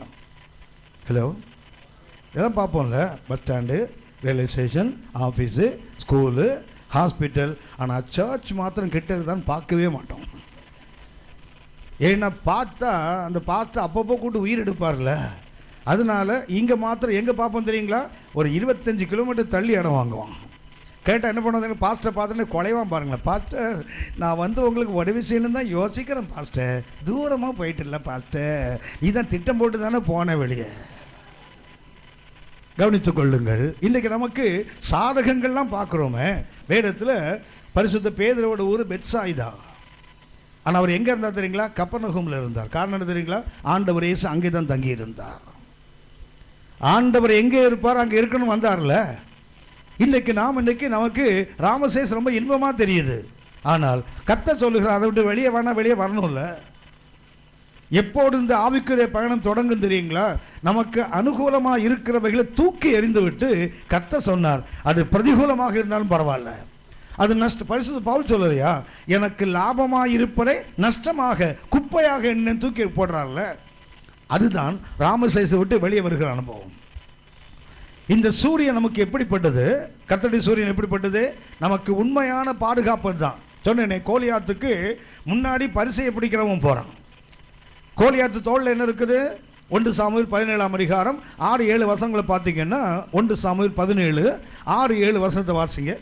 அவன் தன் கால்களிலே வெண்கல கவசத்தையும் தன் தோள்களின் மேல் வெண்கல கேடகத்தையும் தரித்திருப்பான். கோலியாத்தோட ஷோல்டர்ல என்ன இருக்குது? வெண்கல கேடகம். அவனுடைய ஈட்டி தாங்கு நெசவுக்காரரின் படைமரத்தின் கனதியும் அவன் ஈட்டியின் அழகு 600 சேக்கல் இரும்புமாயிருக்கும். பரிசை பிடிக்கிறவன் அவனுக்கு முன்னாக நடப்பான். அவர் தோல்ல ஷீல்டு, அதாவது கேடகம், அவனுக்கு முன்னாடி ஒருத்தன் பரிசையை பிடிச்சிட்டு போறான். இந்த ரெண்டையும் தாண்டி தாவீது கல் வந்து அவன் மண்டையை உடைச்சவனை கொன்னுட்டுல. பரிசையும் கேடகம் உனக்கு என்ன ஆச்சுது? நல்லா கவனித்துக் கொள்ளுங்கள். முன்னாடி ஒரு பரிசை போகுது, தாவீது கல் கவனில் அடிச்சிருந்தா பரிசில் தானே பட்டிருக்கணும். இல்லை, அதை தாண்டி வந்த ஷோல்டர் அப்படி திரும்பினா ஷோல்டரில் உள்ள அதை வாங்கி கொள்ளலாம். அதை தாண்டி அவனுடைய தலையில் அந்த ஹெல்மெட்டை தொலைச்சிட்டு அவனுடைய ஸ்கல்லை தொலைச்சிட்டு உள்ளே போயிட்டுல. கல் அவன் நெற்றியில் பதிந்ததினால் அவன் முகப்புறம் தான் போட்டிருக்கல. அப்படியானால் இந்த பரிசை கேடகெல்லாம் உடவாது. உண்மையான பரிசை கேடக நம்ம அப்பா ஒருத்தர் தான். அதுதான் சங்கீதம் 84:11. கர்த்தர் யார் உனக்கு? சூரியனும் கேடகமுமானவர். அப்படி எந்த சூரியனை நம்பித்தான் நாம் இன்னைக்கு புறப்படணுமே தவிர உலகத்தின் சூரியன்களே அல்ல. உலகத்துக்கு ஒரு நாள் உடிக்கும், ஒரு நாள் வராமல் போயிடும், ஒரு நாள் பாதியில் காணாமல் போயிடும், ஒரு நாள் நின்று விடும், அல்ல பின்னாடி போயிடும். இந்த சூரியன் எப்போது நம்மை விட்டு அகலாத சூரியன். என்ன சொன்னார் தெரியுங்களா? நான் உலகத்தின் முடிவு பரியந்தம் முன்னோடு இருக்கிறேன். எந்த காலத்தில்? சகல நாட்களிலும். நாம் அழுகின்ற நாட்கள், துன்பப்படுகின்ற நாட்கள், வியாதிப்பட்ட நாட்கள், கைவிடப்பட்ட நாட்கள், ஏமாற்றம் அடைந்த நாட்கள், எல்லா நாட்களையும் கர்த்தர் நம்மோடு கூட இருக்கிறவர். இந்த கேடகம் நம்ம விட்டு போயிடாது. ஆதியாகமம் 15ஆம் அதிகாரம் 1-2 வசனங்களை வாசிங்க. Genesis chapter 15 verses 1 and 2. இந்த காரியங்கள் நடந்த பின்பு, எந்த காரியம்? 14ஆம் அதிகாரத்தில் ஆபிரகாம் ஒரு யுத்தத்தை செய்து 5 ராஜாக்களை தோற்கடித்த 4 ராஜாக்களை ஆபிரகாம் 318 தன்னுடைய ஆட்களோடு போய் தன்னோட உடன்படிக்கை பண்ண ஆனேர், எஸ்கோல், மம்ரே, இந்த வெறும் 321 பேரை வைத்து தன் எதிரிகளை தோற்கடித்து விட்டு வந்துட்டார். எல்லா பொருள்களையும், கொள்ளையிட்ட பொருளையும் திருப்பி கொண்டு வந்து விட்டார். ஆனால் இப்போ ஆபிரகாம் பயந்து கொண்டிருக்கிறார். ஏதோ என்ன பண்ணாரு? சகோதரன் சிறைப்பட்டு போனதை கேட்ட உடனே ஒரு உணர்ச்சி வேகம் போய் என்ன பண்ணாரு? யுத்தத்தை செய்தார். 4 ராஜாக்களை தோற்கடித்து விட வல்லமை பெற்ற ராஜாக்கள் 4 பேரும் அவர்களை தோற்கடித்து விட்டு திரும்ப வந்துட்டாரு. இந்த காரியங்கள் நடந்த பின்பு கர்த்தருடைய வார்த்தை ஆபிராமுக்கு தரிசனத்தில் உண்டாகி அவர், ஆபிராமே, நீ பயப்படாதே. யுத்தத்தை செய்து வெற்றி பெற்று விட்டார். உள்ள ஒரு பயம் இருக்குது. தோற்று போனவன் திருப்பி எத்தனை படையை கொண்டு திரும்பி வந்து அடிப்பானோ தெரியாது. ஆபிரகாம் ஒரு யுத்தத்தை ஒரு எமோஷனலா போய் செய்து விட்டார், வெற்றி பெற்றார். இப்போ என்ன உண்டாது? உள்ள ஒரு பயம். இந்த காரியம் 14ஆம் அதிகாரத்தில் அந்த காரியம் தான் நடந்தது. இப்போ அவருக்கு ஒரு பயம் இருக்குது. கர்த்தர் சொல்லுங்க, நீ பயப்படாதே, நான் உனக்கு கேடகமும். கவனிச்சிங்களா? God is our shield. இந்த சூரியன் தான் என்ன பண்ணும்? ஆபிரகாம் ஜெபம் பண்ணல, ஆபிரகாம் கூப்பிடல, ஆண்டவரே நீ வந்து பயப்படல. அவனுடைய உணர்வுகளை புரிந்து கொண்டு, அவன் சூழலை புரிந்து கொண்டு கர்த்தரே அவன் சொல்ல பாருங்க, நான் உனக்கு கேடகமும் மகா பெரிய பலனுமாயிருப்பேன். Great exceeding reward. உனக்கு நான் என்ன செய்ய போறேன்? மிகப்பெரிய பலனை கொடுக்க போகிறேன். அதுக்கு முன்னாடி உனக்கு பாதுகாப்பை கொடுப்பேன். நம்ம ஆண்டவர் பார்த்தீங்கன்னா அந்த ஆர்டர்லாம் மாற்றி வைக்க மாட்டார். கிருபையும் சத்தியமும். முதல்ல எதை கொடுப்பார்? சத்தியத்தை கொடுக்க மாட்டார், கிருபையை கொடுப்பார். அப்படி கிருபை கொடுத்தால்தான் நாம் பின்னாடி வர சத்தியத்துக்கு நம்மால் கீழ்ப்படிய முடியும். இஸ்ரவேல் மக்களுக்கு மோசே மூலமாக நியாயப்பிரமாணம் கொடுக்கப்பட்டது, யோவான் 1:17. ஆனால் இவர் மூலமாக கிருபையும் சத்தியமும். அவங்களுக்கு என்ன? நியாயப்பிரமாணம் கொடுக்கப்பட்டது, அவங்களால கீழ்ப்படிய விரும்பியும் முடியலை. ஏனென்றால் அவனுக்கு சத்தியம் இருந்தது, என்னில் கீழ்ப்படுகின்ற கிருபை இல்லை. ஆனால் இயேசு என்ன கொண்டு வந்தார் தெரியுங்களா? முதல்ல கிருபையை கொடுத்தார், அதுக்கப்புறம் சத்தியத்தை கொடுத்தார். God knows the order. எந்த ஒழுங்கின்படி கொடுக்கணுங்கிறது கர்த்தருக்கு தெரியுமே. ஆபிரகாம் சொல்லுகிறார், நான் உனக்கு கேடகம், அப்புறம் உனக்கு மகா பெரிய பலனுமா இருப்பேன். உனக்கு நான் வெகுமதியை கொடுக்க போகிறேன், அதுக்கு முன்னாடி உனக்கு என்ன கொடுப்பேன்? பாதுகாப்பை. பாதுகாப்பு கொடுக்காம பரிசை கொடுத்தால் பாதுகாப்பு வரவங்களை எவனா அதை திருடிட்டு போயிடுவான். ஆகவே தான் கர்த்தர் முதல்ல என்ன பண்றாரு? பாதுகாப்பை கொடுக்கிறார், அதுக்கப்புறம் பரிசு பொருளை கொடுக்கிறார். அப்படியான இந்த சூரியன் எப்படிப்பட்ட சூரியன்? நமக்கு கேடகம், அவர் தான் நம்முடைய பாதுகாப்பு. இரண்டாவது ஒன்றை சுட்டி காட்டுகிறேன். கர்த்தர் சூரியன் என்றால் சங்கீதம் 19 4 முதல் 7 வரை வாசிங்க. சங்கீதம் 19 4 முதல் 7 வரை. ஆகிலும் அவைகளின் சத்தம் பூமி எங்கும், அவைகளின் வசனங்கள் பூச்சக்கரத்து கடைசி வரைக்கும் செல்லுகிறது. உங்களுக்கு தெரியும், 1ஆம் வசனம் 3ஆம் வசனம் பார்த்தீங்கன்னா, வானங்கள் தேவனுடைய மகிமையை வெளிப்படுத்துகிறது, ஆகாய இவருடைய கரங்களின் கிரிகளை அறிவிக்கிறது. அவங்களுக்கு என்ன இல்லை? வார்த்தை இல்லை, அவங்களுக்கு செய்கை இல்லை. ஆனால் அந்த செய்தி என்னாகுது? பூமியின் ஒரு முனையிலிருந்து அடுத்த முனை வரைக்கும் போகுதுன்னு போட்டிருக்கு இல்லையா? அப்படியானால் இதை எதுக்கு ஒப்பிடுகிறார் கர்த்தர்? சொல்லப்பட்டது என்ன? கர்த்தருடைய சட்டங்கள், கர்த்தருடைய வார்த்தை, இன்னும் சொல்ல போனால் கர்த்தருடைய நியாயப்பிரமாணம். அந்த நியாயப்பிரமாணத்தை எதோடு ஒப்பிடுகிறார்? வாசிக்க தம்பி. கடைசி வரைக்கும் செல்லுகிறது. அவைகளில் சூரியனுக்கு ஒரு கூடாரத்தை ஸ்தாபித்தார். சூரியன் எதுக்கு ஒப்பிடுகிறார்? கர்த்தருடைய வார்த்தைக்கு.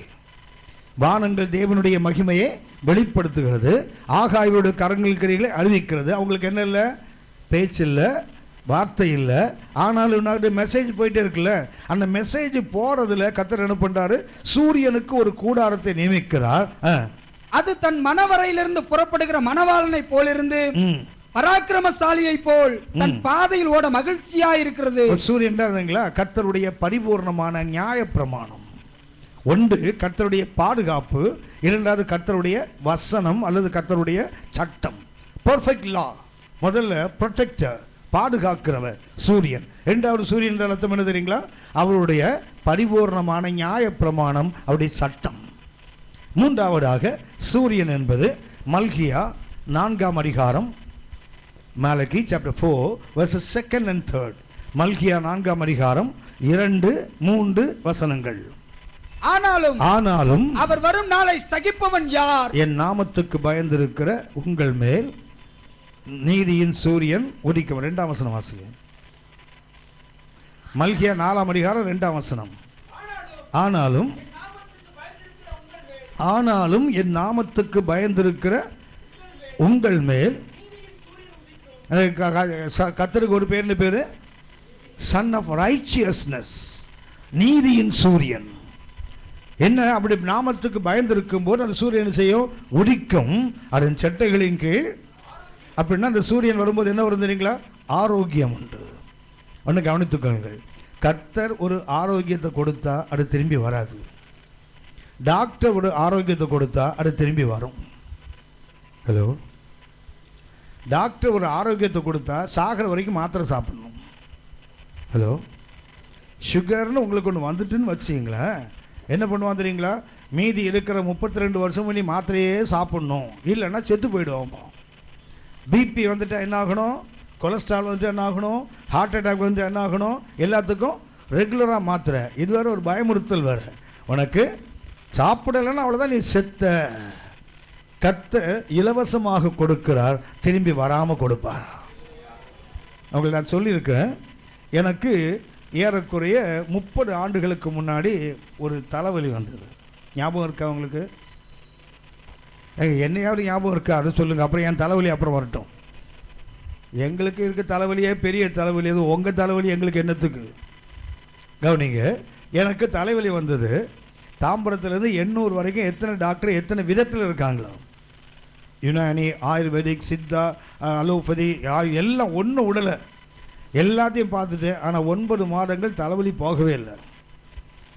ஒரு நாள் எங்கள் வீட்டுக்கு 3 சகோதரிகள் என்னை பார்க்க வந்தாங்க. நான் ஒர்க் பண்ணிவிட்டு ஊழியம் பண்ணிகிட்டு இருக்கிறேன். வந்து என்ன பண்ணாங்கன்னா, நான் எப்போதுமே சொல்லுவேன், யாராவது உடம்பு சரியில்லைன்னு பார்க்க போனீங்களா, பைபிளை தூக்கிட்டு போனீங்களா, போய் என்ன பண்ணுங்கள், முடிஞ்சால் விசுவாசமாக 4 வார்த்தையை சொல்லுங்கள், ஜெபம் பண்ணிவிட்டு நறுக்குன்னு டீக்கு கூட வெயிட் பண்ணாதீங்க, வந்துடுங்க. அவங்க டீ போட்டது உட்காந்தீங்கன்னா வெட்டி கதை பேச ஆரம்பிச்சிடும், அப்புறம் வந்துடணும் ஒழுங்கா. ஆனால் இவங்க என்ன பண்ணாங்கன்னா ரொம்ப நல்ல சகோதரிகள் தான், நேசிக்கிறவங்க தான். வீட்டுக்கு வந்தாங்க. வந்துட்டு பிரதர் உங்களுக்கு தலைவலியாமல், நான் தான் கம்பெனி போகாமல் வீட்டில் உட்காந்துருக்கேன். தலைவலினா கடுமையான தலைவலி, எனக்கு 11 மாதங்கள் போராட்டம்.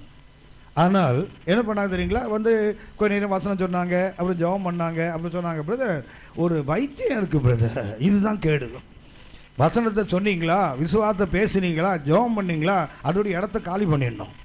அவங்க என்ன பண்ண, அந்த பாட்டி வைத்தியம் பேத்தி வைத்தியம் எனக்கு தெரியுங்களா, அதில் ஒரு வைத்தியத்தை சொன்னாங்க. பிரதர் கொஞ்சம் மணல் எடுத்து போட்டு வறுக்கணுமா, அதில் கொஞ்சம் செங்கலை தூக்கி போடணுமா, அப்புறம் ஒரு இலை ஆடாதோட இலையை அதை சொன்னாங்க, அதை எடுத்து உள்ளே போட்டு என்ன பண்ணுமா, நல்ல வறுத்து கிளியாக கட்டி ஒத்துனா போயிடும் பிரதர். நான் சொன்னேன் இல்லைம்மா எனக்கு ஏதாவது ஆயிடுத்து என்னை விட்டுருங்க, ஏன்னா டாக்டரே முடியல. அது ஆரம்ப விசுவாச வாழ்க்கை ஆரம்ப நாட்கள். உடனே என் ஒய்ஃப் எங்கள் அக்கா, அதுக்கான இந்த மனைவியோட அம்மா என்னுடைய அக்கா, எங்கள் அக்கா சொன்னாங்க, டேய் அது சொல்கிறாங்களேடா, இதான் 11 மாதம் ஒரு டாக்டரும் பார்க்காம இல்லைல்ல, சரியில்லைல்ல, அவன் ஒத்தனை கொடுக்கட்டுமே, உனக்கு என்னடாண்ணா, உனக்கா வலிக்குது எனக்கெல்லாம் வலிக்குது. அவங்க விடுற மாதிரி இல்லை. இது சிலுவையில் உங்களெல்லாம் அரைஞ்சிருப்பாங்களா எனக்கு, ஆனால் என்ன அன்னைக்கு சிலுவையில் அரைஞ்சிட்டாங்க. என் கையை அப்படி விரிச்சு என் ஒய்ஃப் 2 கையையும் பிடிச்சிக்கிட்டா, எங்கள் அக்கா என் கால் மேலே ஏறி உட்காந்துக்கிட்டாங்க. தரையில் படுக்க வச்சு அந்த அம்மாமார் என்ன பண்ணாங்க, 3 பேரும் இவ்வளோ பெரிய கிளியை கட்டி நெத்தியில் ஒத்துனாங்க பாருங்கள். ஒத்துனாங்கன்னா நான் போட்ட சத்தத்துக்கு யாரும் அசைகிற மாதிரி இல்லை, தலைவலி போகணும்ல. என்ன ஆச்சுன்னா தலைவலி போகலை, ஒரு 4 நாளுக்கு அப்புறம் இந்த தோல் தனியாக கலந்து வந்துச்சு எனக்கு. நெத்தி கருத்து லிட்டரலாக ஒருத்தன் கிறிஸ்துவுக்குள்ள இருந்தால் புது சிருஷ்டி, பழையவர்களெல்லாம் எனக்கு எது ஒழிஞ்சோ தெரியல, நெத்தி தோல் ஒழிஞ்சு போச்சு அன்னைக்கு. இப்போ எனக்கு இருக்குது புது நெத்தி தோல். ஆனால் தலைவலி போகலை, தலைவலி போகலை, நெத்தி தோல் போனதான் பற்றி தலைவலி போகலை. ஆனால் அது முடிஞ்சு போச்சு. அப்புறம் ஒரு டாக்டர் சொன்னார், எங்களுக்கு சைனசிட்டிஸ் இருக்குது, இங்கே பஞ்ச் பண்ணி என்ன பண்ணணும், அவருக்கு கலெக்ஷன் இருக்குது, அதை எடுத்தால் சரியாயிடும். நிறைய பேர் சொன்னாங்க போகாதீங்க, போனீங்கன்னா மறுபடியும் அது வரும், அதனால செய்யாதீங்க. 2க்கு நடுவில் மாட்டிட்டு நான் ஒன்று, இந்த வியாதி வந்தால் வியாதிப்படுத்துகிற பாடை விட பக்கத்து வீட்டுக்காரன் ஏற்ற வீட்டுக்காரன் சபையில் விசுவாசப்படுத்துகிற பாடே பெரிய பாடு. ஒரு வழியை நான் ஆகிட்டாங்க. என்ன பண்ண தெரியுங்களா, ஒரு கம்யூனியன் சர்வீஸில் போய் உட்காந்துருக்கேன். சர்ச்சில் இந்த குழந்தைங்க உட்காந்துருந்தா உட்காந்துருப்பேன். எங்கள் சபையில் நாங்கள் உட்காந்துருக்கும்போது எங்கள் பெரிய பாஸ்டர் இருந்தாங்க. கம்யூனி முன்னாடி பேசுகிறார். கம்யூனியில் சரியாக பங்கு பெற்றால் இது நிமித்தம் உங்கள் அநேக பலவீனர், சரியாக தகுதி இல்லாமல் பங்கு பெற்றால் பலவீனர், அடுத்தது வியாதி நித்திரையும் அடைந்திருக்கிறார்கள். இப்படி சொல்லும்போது எனக்காக தலைவலி மண்டை உடையது. அங்கே உட்காந்துருக்கிற முன்னாடி கம்யூனியன் வேறு பங்கு பெறணும். நான் அப்போ திருப்பி யோசிக்கிறேன், தகுதி இல்லாமல் பங்கு பெற்றால் வியாதி வரணும், தகுதி இல்லாமல் பங்கு பெற்றால் பலவீனம் வரணும், தகுதி இல்லாமல் பார்த்தா மண்டையை போட்டு செத்துடுவோம். அப்போ தகுதியாக பங்கு பெற்று அது போயிடணும்ல. இதை என் உள்ளத்துக்குள்ளே சிந்தனை வரும்போது எங்கள் பாஸ்டர் அதையே சொல்கிறாங்க. என்றைக்குமே சொன்னதில்லை அவர், அதுக்கு முன்னாடியும் சொன்னதில்லை, அதுக்கு அப்புறமும் சொன்னதில்லை. அவர் சொன்னார், அப்படின்னா நீ தகுதியோடு பங்கு பெற்றன்னா இங்கே எந்த வியாதி சேர்ந்தாலும் இப்போ சுகமாயிடுவேன். எனக்கு ஆச்சரியம் என்ன தெரியுங்களா, பாஸ்டர் ஜெபம் பண்ணலை, பாஸ்டர் தலையில் கை வைக்கல, அவர் சொன்ன அந்த வார்த்தை நானும் யோசிக்கிறேன், பாஸ்டர் அதை பேசுகிறாங்க, அப்போவே நான் ஹீல் ஆகிட்டேன். கவனித்துக் கொள்ளுங்கள், 31 வருஷம் ஆகுது, எனக்கு சாதாரண தலைவலி கூட வந்ததில்லை. ஏன்னா கர்த்தர் சுகமாக்கினது. கர்த்தர் சுகமாக்கினால் என்ன ஆகாது, அது திரும்ப வராது. அதைத்தான் போட்டிருக்குது, ஆனாலும் என் நாமத்துக்கு பயந்திருக்கிற உங்கள் மேல் நீதியின் சூரியன் உதிக்கும், அதன் சட்டையின் கீழ். கவனித்துக் கொள்ளுகிறது, ஒரு மனிதன் கொடுக்கிற ஆரோக்கியம் அல்ல, வானத்தையும் பூமி உண்டாக்கின அந்த சூரியன் கொடுக்கின்ற ஆரோக்கியம். அந்த ஆரோக்கியம் வந்து என்ன, there is healing. அவருடைய சட்டைகளில் என்ன இருக்குது, there is healing. அடுத்தது என்ன போட்டிருப்பாருங்க, நீங்கள் வெளியே புறப்பட்டு போய், இரண்டாவது வளர்ச்சி, growth. முதல்ல என்ன, ஹீலிங், முதல்ல தெய்வீக சுகம், அடுத்தது என்ன, வளர்ச்சி. அந்த வசனம் தமிழில் இருப்பதை காட்டிலும் ஆங்கிலத்தில் எபிரேய மொழியில் படித்தா ரொம்ப அற்புதமாக இருக்கும். அங்கே என்ன போட்டு தெரியுங்களா, நீங்கள் வெளியே புறப்பட்டு போ, எப்படி வளருவீங்களா, வாசிங்க திருப்பி, எப்படி வளருவோம், கொளுத்த கண்டு போல வளருவோமா. கவனித்துக் கொள்ளுங்கள், கண்டை வீட்டுக்குள்ளே கட்டி போட்டால் அதுக்கு என்ன கிடைக்கும், சாப்பாடு கிடைக்கும். கண்டை வீட்டுக்குள்ளே கட்டி போட்டால் என்ன கிடைக்கும், ஒரு பட்டியில் கட்டி போட்டாங்கன்னு வச்சுங்களேன், ஒரு கண்டையோ ஒரு ஆட்டையோ, அதுக்கு என்ன கிடைக்கும், நேரம் தவறாமல் சாப்பாடு கிடைக்கும். ஆனால் அதுக்கு சுதந்திரம் கிடைக்குமா, வீட்டுக்குள்ளே ஒரு ஆட்டை கட்டி போட்டு சாப்பாடு போட்டால் அதுக்கு சுதந்திரம் கிடையாது, சாப்பாடு உண்டு. ஆட்டை இல்லை மாட்டை வெளியே அனுப்பினால் அதுக்கு சுதந்திரம் உண்டு, சாப்பாடு கிடைக்கலாம் கிடைக்காமலும் போகலாம். ஆமென். புரியுதா உங்களுக்கு? உள்ள அந்த கண்டை கட்டி போட்டால் அதுக்கு என்ன உண்டு? சாப்பாடு உண்டு. அதுக்கு கொழுக்கும் என்ன கிடையாது, சுதந்திரம் இல்லாமல் இருக்கும். வெளியே அனுப்புனா அதுக்கு சுதந்திரம் உண்டு, ஆனால் என்ன இருக்காது. ஆனால் ஆங்கிலத்தை பார்த்தீங்கன்னா you will be fed like a starved காஃப்னு இருக்கும். அதாவது தொழுவத்தில் கட்டப்பட்ட மாடு, அதுக்கு என்ன உண்டு? சாப்பாடும் உண்டு, ஆனால் உனக்கு என்ன உண்டு? சுதந்திரமும் உண்டு. இதுதான் அந்த சூரியன் வரும்போது நடக்கும். மாத்திரமல்ல, என்ன பண்ணுவான்? துன்மார்க்கரை மிதிப்பீர்கள், நான் இதை செய்யும் போது உங்கள் கால்கள் எங்களை எதிர் எப்படி இருப்பான்? சாம்பலா இருப்பான், வெற்றி. திரும்ப சொல்லுகிறேன், இந்த நீதியின் சூரியன் வந்தால் மல்கியா 4:2-3 ஒன்று என்ன? ஹீலிங், தெய்வீக சுகம். அடுத்தது என்ன? வளர்ச்சி. மூன்றாவது என்ன? சுதந்திரம். நான்காவதாக வெற்றி வாழ்க்கை. இந்த சூரியன் வரும்போது உலகத்தின் சூரியன் வரும், தொல்லையை பண்ணும், நன்மையும் செய்யும். ஆனால் நம்ம சூரியன் அப்படி அல்ல. மூன்றாவது கொடுப்பதுங்களா 4 காரியத்தை ஒன்றுக்குள்ளே இருக்கு பாருங்களேன். ஒன்று என்ன? முதலாவது கொடுப்பது நமக்கு சுகம், ஆரோக்கியம். அதுக்கு அடுத்தது என்ன? வளர்ச்சி. மூன்றாவது சுதந்திரம். நான்காவது எதிரிகளை மிதித்து அவனை சாம்பலாய் போக பண்ணுகிறான். அதுக்கு அர்த்தம் என்ன? திரும்ப அந்த எதிரி வரவே முடியாது. சாம்பலாயிட்டு அப்புறம் திருப்பி எப்படி வருவான்? அப்படியா அந்த நீதியின் சூரியன் நம்ம வாழ்க்கையில் வரும்போது நடக்கின்ற மகத்துவம் இது. அடுத்து ஒன்றை சுட்டி காட்டுகிறேன். ஏசாயா 60:19. ஏசாயா 60:19. இனி சூரியன் உனக்கு பகலிலே வெளிச்சமாய் இராமலும், சந்திரன் தன் வெளிச்சத்தால் உனக்கு பிரகாசியாமலும், கர்த்தரே உனக்கு நித்திய வெளிச்சமும். ராமே சொல்லணுமே கவரே, அவர் எட்டர்னல் லைட். இந்த சூரியன் என்ன செய்யாது? அஸ்தமித்து போகாது. இந்த சூரியன் நம்மை விட்டு அகண்டு போகாது. எப்படி இருக்கும்? நித்திய வெளிச்சம். இனிமேல் நமக்கு பகல் இது வேண்டாம், சூரியன் வேண்டாம். கர்த்தர் நமக்கு என்னவா இருப்பார்? நித்திய வெளிச்சமாக இருப்பார். அப்படின்னா சூரியன் எப்படிப்பட்டது? Eternal light. ஐந்தாவது ஒன்றை சுட்டி காட்டுகிறேன். இந்த சூரியன் மத்தேயு 13:43. மத்தேயு 13:43. அப்பொழுது நீதிமான்கள் தங்கள் பிதாவின் ராஜ்யத்திலே சூரியனை போல பிரகாசிப்பார்கள். இந்த சூரியன் என்ன பண்ணு தெரியுங்களா? நமக்கு முதல்ல என்ன கொடுத்தது? சூரியன் பாதுகாப்பு கொடுத்தது. அடுத்த சூரியன் என்ன கொடுத்தது? நித்தியமான வெளிச்சத்தை கொடுத்தது. அதுக்கப்புறம் சூரியன் என்ன பண்ணுது? நமக்கு சுகத்தை கொடுத்தது, ஆரோக்கியத்தை கொடுத்தது. அடுத்தது வளர்ச்சியை கொடுத்தது. அதுக்கப்புறம் ஆமாம், அப்புறம் வெற்றியை கொடுத்தது. அப்புறம் என்ன கொடுக்கிறது? நமக்கு பகலில் சூரியன் வேண்டாம், கர்த்தரே நமக்கு நித்திய வெளிச்சம். மாத்திரமல்ல, இந்த சூரியன் என்ன பண்ணும் தெரியுங்களா? நம்மையும் ஒரு நாள் சூரியனாக மாற்றிவிடும். அதுதான் மத்தேயு 13:43. It's a changing glory. பழைய பாட்டு மகிமை என்ன தெரியுங்களா? It's a shattering glory. பழைய பாட்டு மகிமை என்ன பண்ணு தெரியுங்களா? அந்த மகிமையை பார்த்தா அவன் அடித்து கொல்லப்படுவான். யாக்கோபா இருக்கட்டும், கிதியோனாக இருக்கட்டும், யாரை பாருங்க, ஐயோ கர்த்தரை பார்த்த நான் செத்தேன். ஏனென்றால் என்ன மகிமை அது? மோசேக்கு என்ன சொல்லுவார்? என் மகிமை நீ பார்க்கக்கூடாது, பார்த்தா நீ உயிரோடு இருக்க முடியாது. அப்படின்னா பழைய பாட்டு சூரியன் என்ன சூரியன்? அது ஷேட்டர் என்றால் அடித்து சிதற வைக்கின்ற மகிமை. ஆனால் நமக்கு அப்படி இல்லை. இந்த நாட்களில் இந்த சூரியன் சேஞ்சிங் க்ளோரி, நம்மை மகிமையின் மேல் மகிமை அடைந்து மறுவாக மாற்றுகின்ற சூரியன். அப்படியெல்லாம் ராமசேஷை விடணும்னா நமக்கு என்ன வேணும் தெரியுங்களா? அது சன் ஆஃப் தி சன், சூரியனின் மகன். ஆனால் நம்ம அழைக்கிறவ சன் ஆஃப் தி சன்ல, he is the sun. Rameses சூரியனின் மகன். ஆனால் நாம் அப்படி இல்லை. நம்மை அழைப்பவர் யார்? இன்றைக்கு சூரியன். ஆகவே இந்த பயணத்தை நாம் புறப்படணும். என்ன செய்யணும்? Trusting only on God. யார் மேல் நம்ம நம்பிக்கை இருக்கக்கூடாது? எந்த ஒரு மனிதன் மேலேயும், எந்த ஒரு தேவனுடைய பிள்ளையா இருக்கலாம், எந்த ஒரு ஆவிக்குரிய அனுபவமாக இருக்கலாம், எதையும் நாம் சார்ந்து கொள்ளக்கூடாது. நம்ம நம்பிக்கை யார் மேல இருக்கணும்? கர்த்தர் மேல மாத்திரம். தேவன் ஒருவர் மேல மாத்திரம் இருக்க வேண்டும். அது இருந்தால் மாத்திரம்தான். என்னை தேடுங்கள், அப்பொழுது பிழைப்பீர்கள். என்னை தேடினாதான் பிழைக்க முடியும், இல்லாவிட்டால் சாக வேண்டியதுதான். அப்படிதான் நான் சொல்ல, வசனம் அப்படித்தான் சொல்லுது. அப்படியானால் இன்னைக்கு நமக்கு ராமசேஸை விட்டு வெளியே எகிப்து வரணும். கத்தம் என்ன? Come out of Rameses. சூரியன் மேல வைக்கிற நம்பிக்கை என்ன பண்ணு? நித்திய சூரியன் ஆகிய கர்த்தர் மேல் வைத்தால்தான் அந்த பயணம் தொடங்கும். ஆமேன், ஆமேன். இரண்டாவதாக இது ஒன்று என்ன? முதல்ல ராமசேஸை விட்டு வெளியே வர வேண்டாம். கத்தம் என்ன? உலகத்தின் சூரியனை பார்க்க, உலகத்தின் வசதிகள், உலகத்தின் வாய்ப்புகள், உலகத்தின் உதவிகள், உலகம் நமக்கு கொடுக்கிற நன்மைகள் எல்லாத்தையும் என்ன செய்யணும்? கர்த்தரை அறிகிற அறிவுக்காக இதில் தள்ளிட்டு என்ன செய்யணும்? கர்த்தரை மாத்திரம். இது ஒரு அனுபவம்.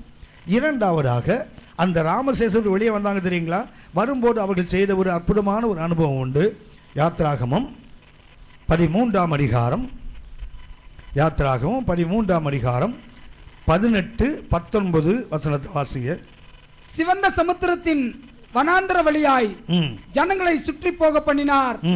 இஸ்ரவேல் புத்திரர் எகிப்து தேசத்திலிருந்து அணி அணியாய் புறப்பட்டு போனார்கள். இவங்க என்ன பண்றாங்க? ராமசேசர் புறப்பட்டு வந்துட்டாங்க இல்லையா? அணி அணியா என்ன பண்ணாங்களா? புறப்பட்டு வருகிறார்கள். மோசே தன்னோட கூட யோசேப்பின் எலும்புகளை எடுத்துக்கொண்டு போனான். கவனிச்சிங்களா? ராமசேசை விட்டு வரணும்னா முதல்ல என்ன செய்யணும்? சூரியனால் உருவாக்கப்பட்டவனை விட்டுட்டு நித்திய சூரியனாகிய கர்த்தர் மேல் நம்பிக்கை வைத்து புறப்படணும். புறப்படும் போது சும்மா வரல. எதை தூக்கிட்டு வராங்க? யோசேப்பினுடைய எலும்புகள் வைக்கப்பட்ட பெட்டியை தூக்கிட்டு வரான் பாருங்க. அந்த பயணத்தில் நாம் கற்றுக்கொள்ள வேண்டிய மிக அற்புதமான அடுத்த கருத்து என்ன தெரியுங்களா? they carried the bones of Joseph. யோசேப்பினுடைய எலும்புகள் என்ன பண்றாங்க? அவங்க எடுத்துக்கொண்டு வராங்களே. அந்த யோசேப்பின் எலும்புகள் என்பதற்கு 3 விதமான அர்த்தம். யோசேப்பின் எலும்பை தூக்கிட்டு வெளியே வராங்க இல்லையா? அதுக்கு அர்த்தம் என்ன? 3 விதமான கருத்துக்கள். ஒன்று, ஆணையிடுதலுக்கு கீழ்ப்படிதல். ஒன்று, மோசே அந்த ராமசேஸிலிருந்து அவர்கள் சுக்கோத்துக்கு வரும்போது, அது முதல்ல பாளையமுறைங்கிற சுக்கோத், புறப்பட்ட இடம் ராமசேஸ். இந்த ராமசேஸை விட்டு புறப்படும் போது ஒன்று என்ன பண்ணா? ராமசேஸ் கொடுக்கிற நன்மைகள், ராமசேஸால் வந்த மேன்மைகள், இது எனக்கு வேண்டாம், கர்த்தரை எனக்கு போடும். அடுத்தது என்ன பண்ணுறாங்க? இந்த புறப்படும் முதல் பயணத்துக்கு முதல் அனுபவம் என்ன? கர்த்தரை மாத்திரம் நம்புவது. இரண்டாவது என்ன பண்ணுறாங்க? யோசேப்பின் எலும்புகளை தூக்கிட்டு வரான் பாருங்க. நீங்கள் அறிந்திருப்பீர்கள், இஸ்ரவேலர்கள் புறப்பட்டு வரும்போது என்ன பண்ணுவாங்க? நிறைய மூட்டை முடிச்சு புளிக்காடு மாவெல்லாம் தூக்கிட்டு வந்தாங்க தெரியுங்களா? அதை மாத்திரமல்ல, எதையும் தூக்கிட்டு போனாங்க? யோசேப்பின் எலும்புகள் வைக்கப்பட்ட பெட்டியும் தூக்கிட்டு வந்தாங்கல்ல. ஸோ அந்த பெட்டி தூக்கிட்டு வந்ததுக்கு 3 விதமான கருத்துக்கள். ஒன்று என்ன? ஆணையிடுதலுக்கு கீழ்ப்படிவது. அந்த ஆவிக்குரிய பயணத்தில் நாம் கற்றுக்கொள்ள வேண்டிய மிக முக்கியமான பாடம் என்ன செய்யணும்? ஆணையிடுதல் நம்ம வாழ்க்கையில் மிக மிக அவசியமானது. ஆணையிடுதல் என்று வந்துவிட்டால் கண்டிப்பாக கீழ்ப்படியணும். இரண்டாவதாக கர்த்தர் அவங்களுக்கு சொல்லியிருந்தார். யோசேப்புக்கு சொன்னான், அவன் மரிக்கும்போது சொல்லுவான். வாசிங்களேன், ஆதியாகமம் 50ஆம் அதிகாரம், ஆதியாகமம் 50ஆம் அதிகாரம் 24 முதல் 26 வரை உள்ள வசனங்கள். யோசேப்பு தன் சகோதரரை நோக்கி, நான் மரணமடைய போகிறேன், நான் மரணமடைய போகிறேன், ஆனாலும் தேவன் உங்களை நிச்சயமாய் சந்தித்து நீங்கள் இந்த தேசத்தை விட்டு தாம் ஆபிரகாமுக்கும் ஈசாக்குக்கும் யாக்கோபுக்கும் ஆணையிட்டு கொடுத்திருக்கிற தேசத்துக்கு போக பண்ணுவார் என்று சொன்னதுமன்றி, தேவன் உங்களை சந்திக்கும் போது என் எலும்புகளை இவ்விடத்திலிருந்து கொண்டு போவீர்களாக என்றும் சொல்லி யோசேப்பு போடியா. ஒன்னு, obedience to the oath, ஆணையிடுதல். இரண்டாவதாக vision about Exodus. மூன்றாவதாக hope of resurrection. Tamil medium சொல்லிட்டு இங்கிலீஷ் மீடியத்துக்கு மாற்றிங்களேன்னு திட்டாதீங்க, தமிழ் எழுதுறப்போ. ஒன்று என்ன? ஆணையிடுதலின் கீழ்ப்படிதல்.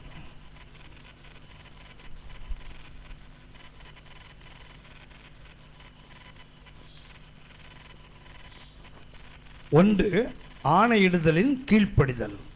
இரண்டாவது, விடுதலை பயணத்தின் தரிசனம்.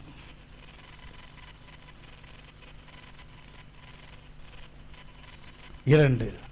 மூன்றாவது, உயிர்த்தெழுதலின் நம்பிக்கை.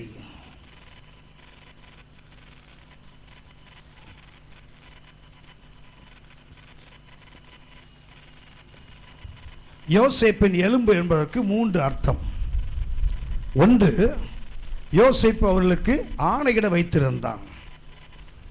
கண்டிப்பாக கர்த்தர் உங்களை சந்திப்பார், நீங்கள் மறுபடியும் கானான் நாட்டுக்கு போவீங்க, போகும்போது என்ன பண்ணுங்க? என்னுடைய எலும்புகளை உங்களுக்கு தெரியும் நினைக்கிறேன், பைபிளில் முதல்ல பெட்டியில் வைக்கப்பட்ட ஆள் யோசேப்பு தான். ஃபென்னன் கம்பெனிக்கு முதல் வேலை கொடுத்த ஆர்டர் கொடுத்த ஆளே ஜோசப் தான். ஜோசப்புக்கு தான் என்ன பண்ணாங்க, முதல்ல ஒரு பெட்டியை செய்து அதில் ஏனென்றால் போகும்போது எடுத்துகிட்டு போகணும்ல, எடுத்துகிட்டு போகும்போது அந்த எலும்புகளை கொண்டு போக வேண்டும். அதுக்கு அர்த்தம் என்ன, யோசேப்பு அவர்களுக்கு ஆணையிட்டு இருந்தான். அவங்க அதை புறப்படும் போது என்ன பண்ணுறாங்க, ராமசேசை விட்டு வரும்போது முதல்ல என்ன பண்ணுறாங்க, அவங்க எகிப்து புறப்படும் போது யோசேப்பின் எலும்புகளை, அதுக்கு அர்த்தம் என்ன, ஆணையிடுதலுக்கு கீழ்ப்படிய வேண்டிய அவசியம் ஆவிக்குரிய பயணத்தில் மிக மிக முக்கியமானது. இரண்டாவது, அந்த விடுதலை பயணம் இருக்குது தெரியுங்களா, அதை பற்றி யோசேப்புக்கு என்ன இருந்தது, ஒரு தரிசனம். உயிரோடு தான் இருக்கான். என்ன சொல்கிறான், கர்த்தர் நிச்சயமாக அவங்களை சந்திப்பார், கர்த்தர் அவங்களை மறுபடியும் அந்த நாட்டுக்கு விடுதலை கொண்டு போவார். அப்படின்னு அவனுக்கு என்ன நம்பிக்கை இருக்குது, என்ன தரிசனம் இருக்கு அவருக்கு, விடுதலை செய்யப்படுவோம் என்ற தரிசனம். மூன்றாவதாக, அந்த எலும்பை ஏப்பா அங்கே இருந்தானா ஏன் கானானுக்கு கொண்டு போனோம், கானான் இல்லையா, எங்கள் தாத்தா, எங்கள் அப்பா, எங்கள் அம்மா, எங்கள் பாட்டியில் எங்கே தான் இருக்காங்க, அந்த மக்பேலா கோயிலுக்குள்ளே இருக்காங்க. நீங்கள் போனோன்னே என்னையும் கொண்டு எங்கே வச்சுருங்க, அங்கே வைத்து விடுங்கள். ஏன் அப்படி சொன்னார் தெரியுங்களா, மத்தேயு 27ஆம் அதிகாரம், மத்தேயு 27ஆம் அதிகாரம் 51, 52 வசனத்தை வாசிங்க.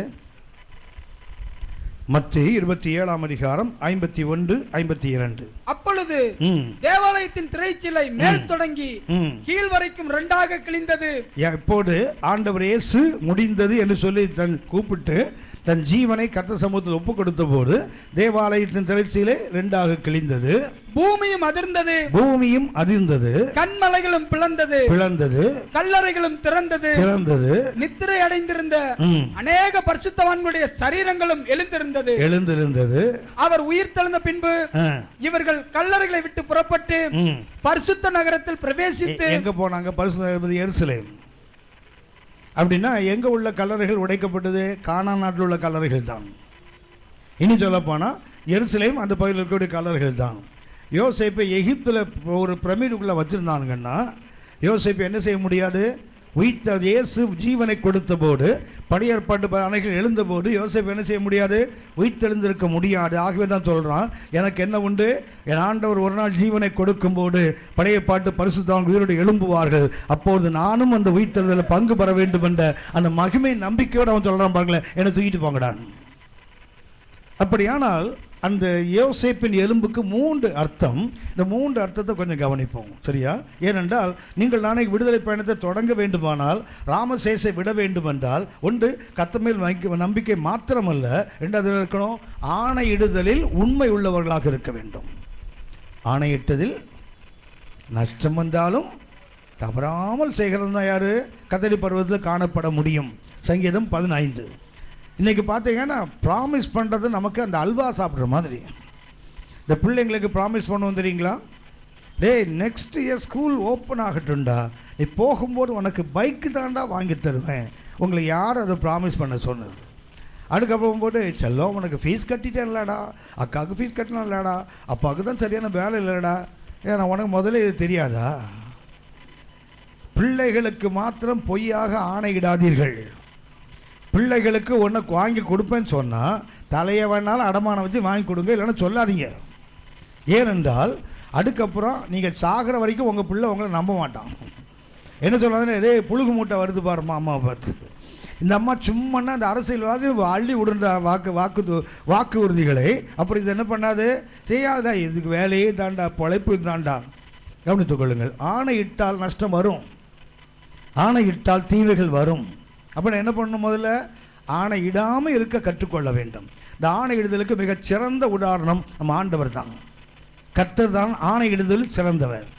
எபிரேயர் 6ஆம் அதிகாரம், எபிரேயர் 6ஆம் அதிகாரம் 17, 18 வசனங்களை வாசிங்க. அந்தபடி தேவனும் வாக்குத்தத்தம் பண்ணப்பட்டவைகளை சுதந்திரத்துக் கொள்கிறதற்கு தமது ஆலோசனையின் மாறாத நிச்சயத்தை பரிபூர்ணமாய் காண்பிக்கும்படி சித்தமுள்ளவராய் ஓர் ஆணையாலே அதை ஸ்திரப்படுத்தினார். கர்த்தர் வாக்குத்தத்தம் பண்ணினால் எதனால் ஸ்திரப்படுத்துவாரா? ஆணையிடுதல்.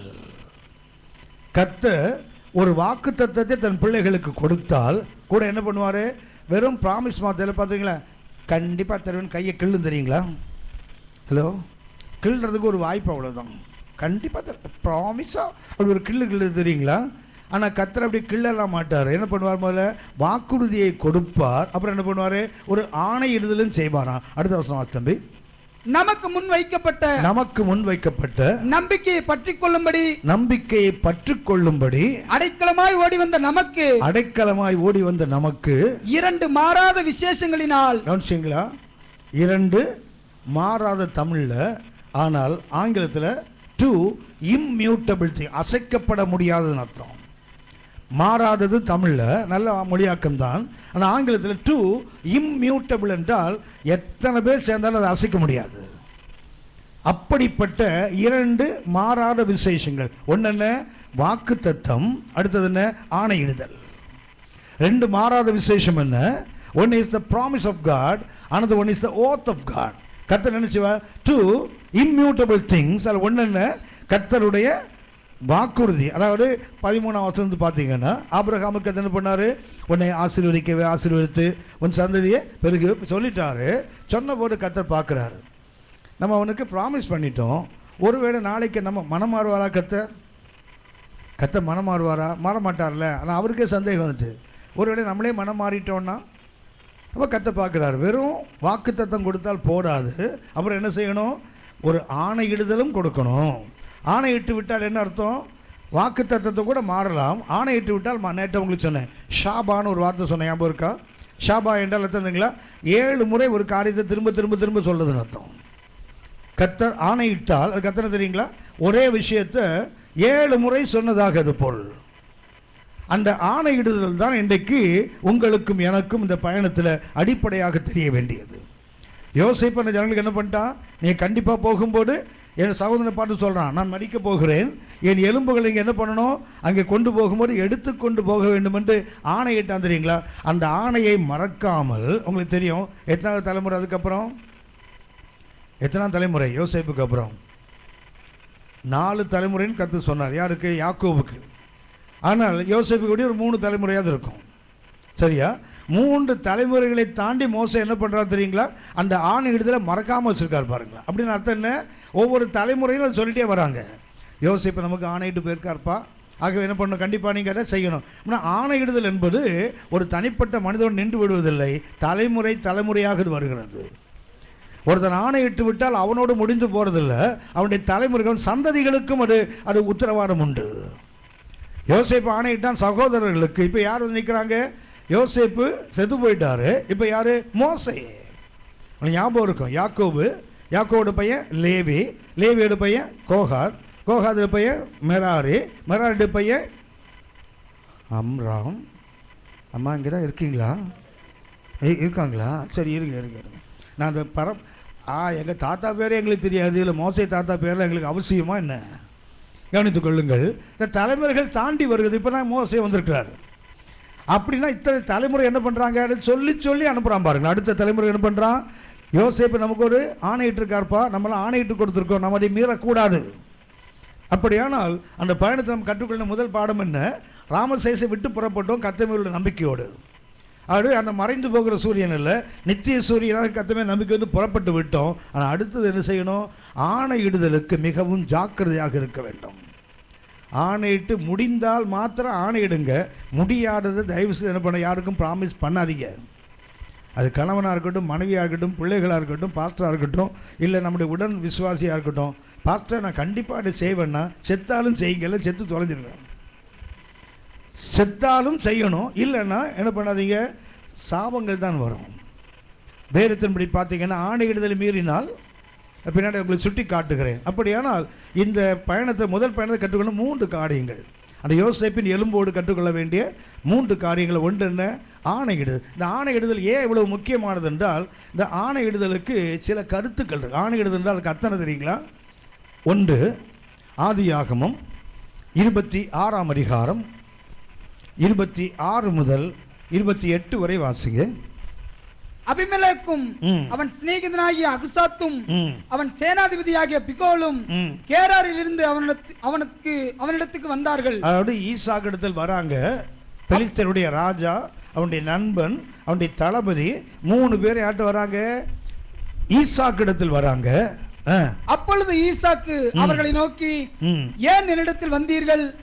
நீங்கள் என்னை பகைத்து என்னை உங்களிடத்தில் இராதபடிக்கு துரத்தி விட்டீர்களே என்றான். அதற்கு அவர்கள், நிச்சயமாய் கர்த்தர் உம்மோடு கூட இருக்கிறார் என்று கண்டோம். ஆகையால் எங்களுக்கும் உமக்கும் ஒரு ஆணை ஏற்பாடு உண்டாக வேண்டும் என்று. கவனிச்சீங்களா? ஆணையிடுதல் எதை காட்டு தெரியுங்களா? தேவ பிரசன்னம் நம்மோடு இருக்கிறத காட்டுகிறது. There is God's presence. ஈசாக்க துரத்தி விடுறாங்க நாட்டை விட்டு. ஆதியாகமம் 26:12 பார்த்தீங்கன்னா, கர்த்தர் அவனை ஆசீர்வதித்த 100 மடங்கு ஆசீர்வாதம். பொறாமை வருக என்ன பண்றான்? டேய், பொழைக்க வந்தப்ப உனக்கு எங்க என்னடா வேலை? துரத்தி விட்டானுங்க. அவன் போகும்போது என்ன பண்றான்? ஆபிரகாம் காலத்தில் தோண்டப்பட்ட எல்லா ஊற்றுகளை என்ன பண்றாங்க? எல்லா கிணறுகளையும் தூர்த்து போட்டார்கள். எங்க ஊர்ல பொழைக்க வந்தவனுக்கு உனக்கு என்னடா அது? தூர்த்து போட்டார்கள். ஆனால் ஈசாக்கு என்ன பண்ணா?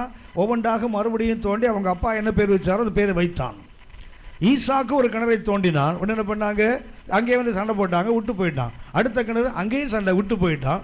அவன் போன பிறகு இவனுக்கு பார்க்குறானுங்க, இவ்வளவு துரத்துறோம், இவ்வளவு துன்பப்படுத்துகிறோம், ஆனால் அவன் வந்து எதற்கு நமக்கு மறுத்தரம் சொல்லாமல் அவன் பாட்டுக்கு கடந்து போயிட்டே இருக்கிறானே. கர்த்தர் கூட வந்து என்ன பண்ணுறார்? கவனித்துக் கொள்ளுங்கள். அந்த ஆதியாகமம் 26ஆம் அதிகாரத்தில் மாத்திரம் பார்த்தீங்கன்னா, ஈசாக்கு 6 முறை கிணறு தோண்டுவான். ஈசாக்கு 6 முறை கிணறு தோண்டுவான். அந்த 6 முறையும் அவனுக்கு தண்ணீர் கிடைக்கும். அதுக்கு அத்தனை தெரியுங்களா? ஈசாக்கு தரைமட்டத்துக்கு மேலே நடக்கிறான்.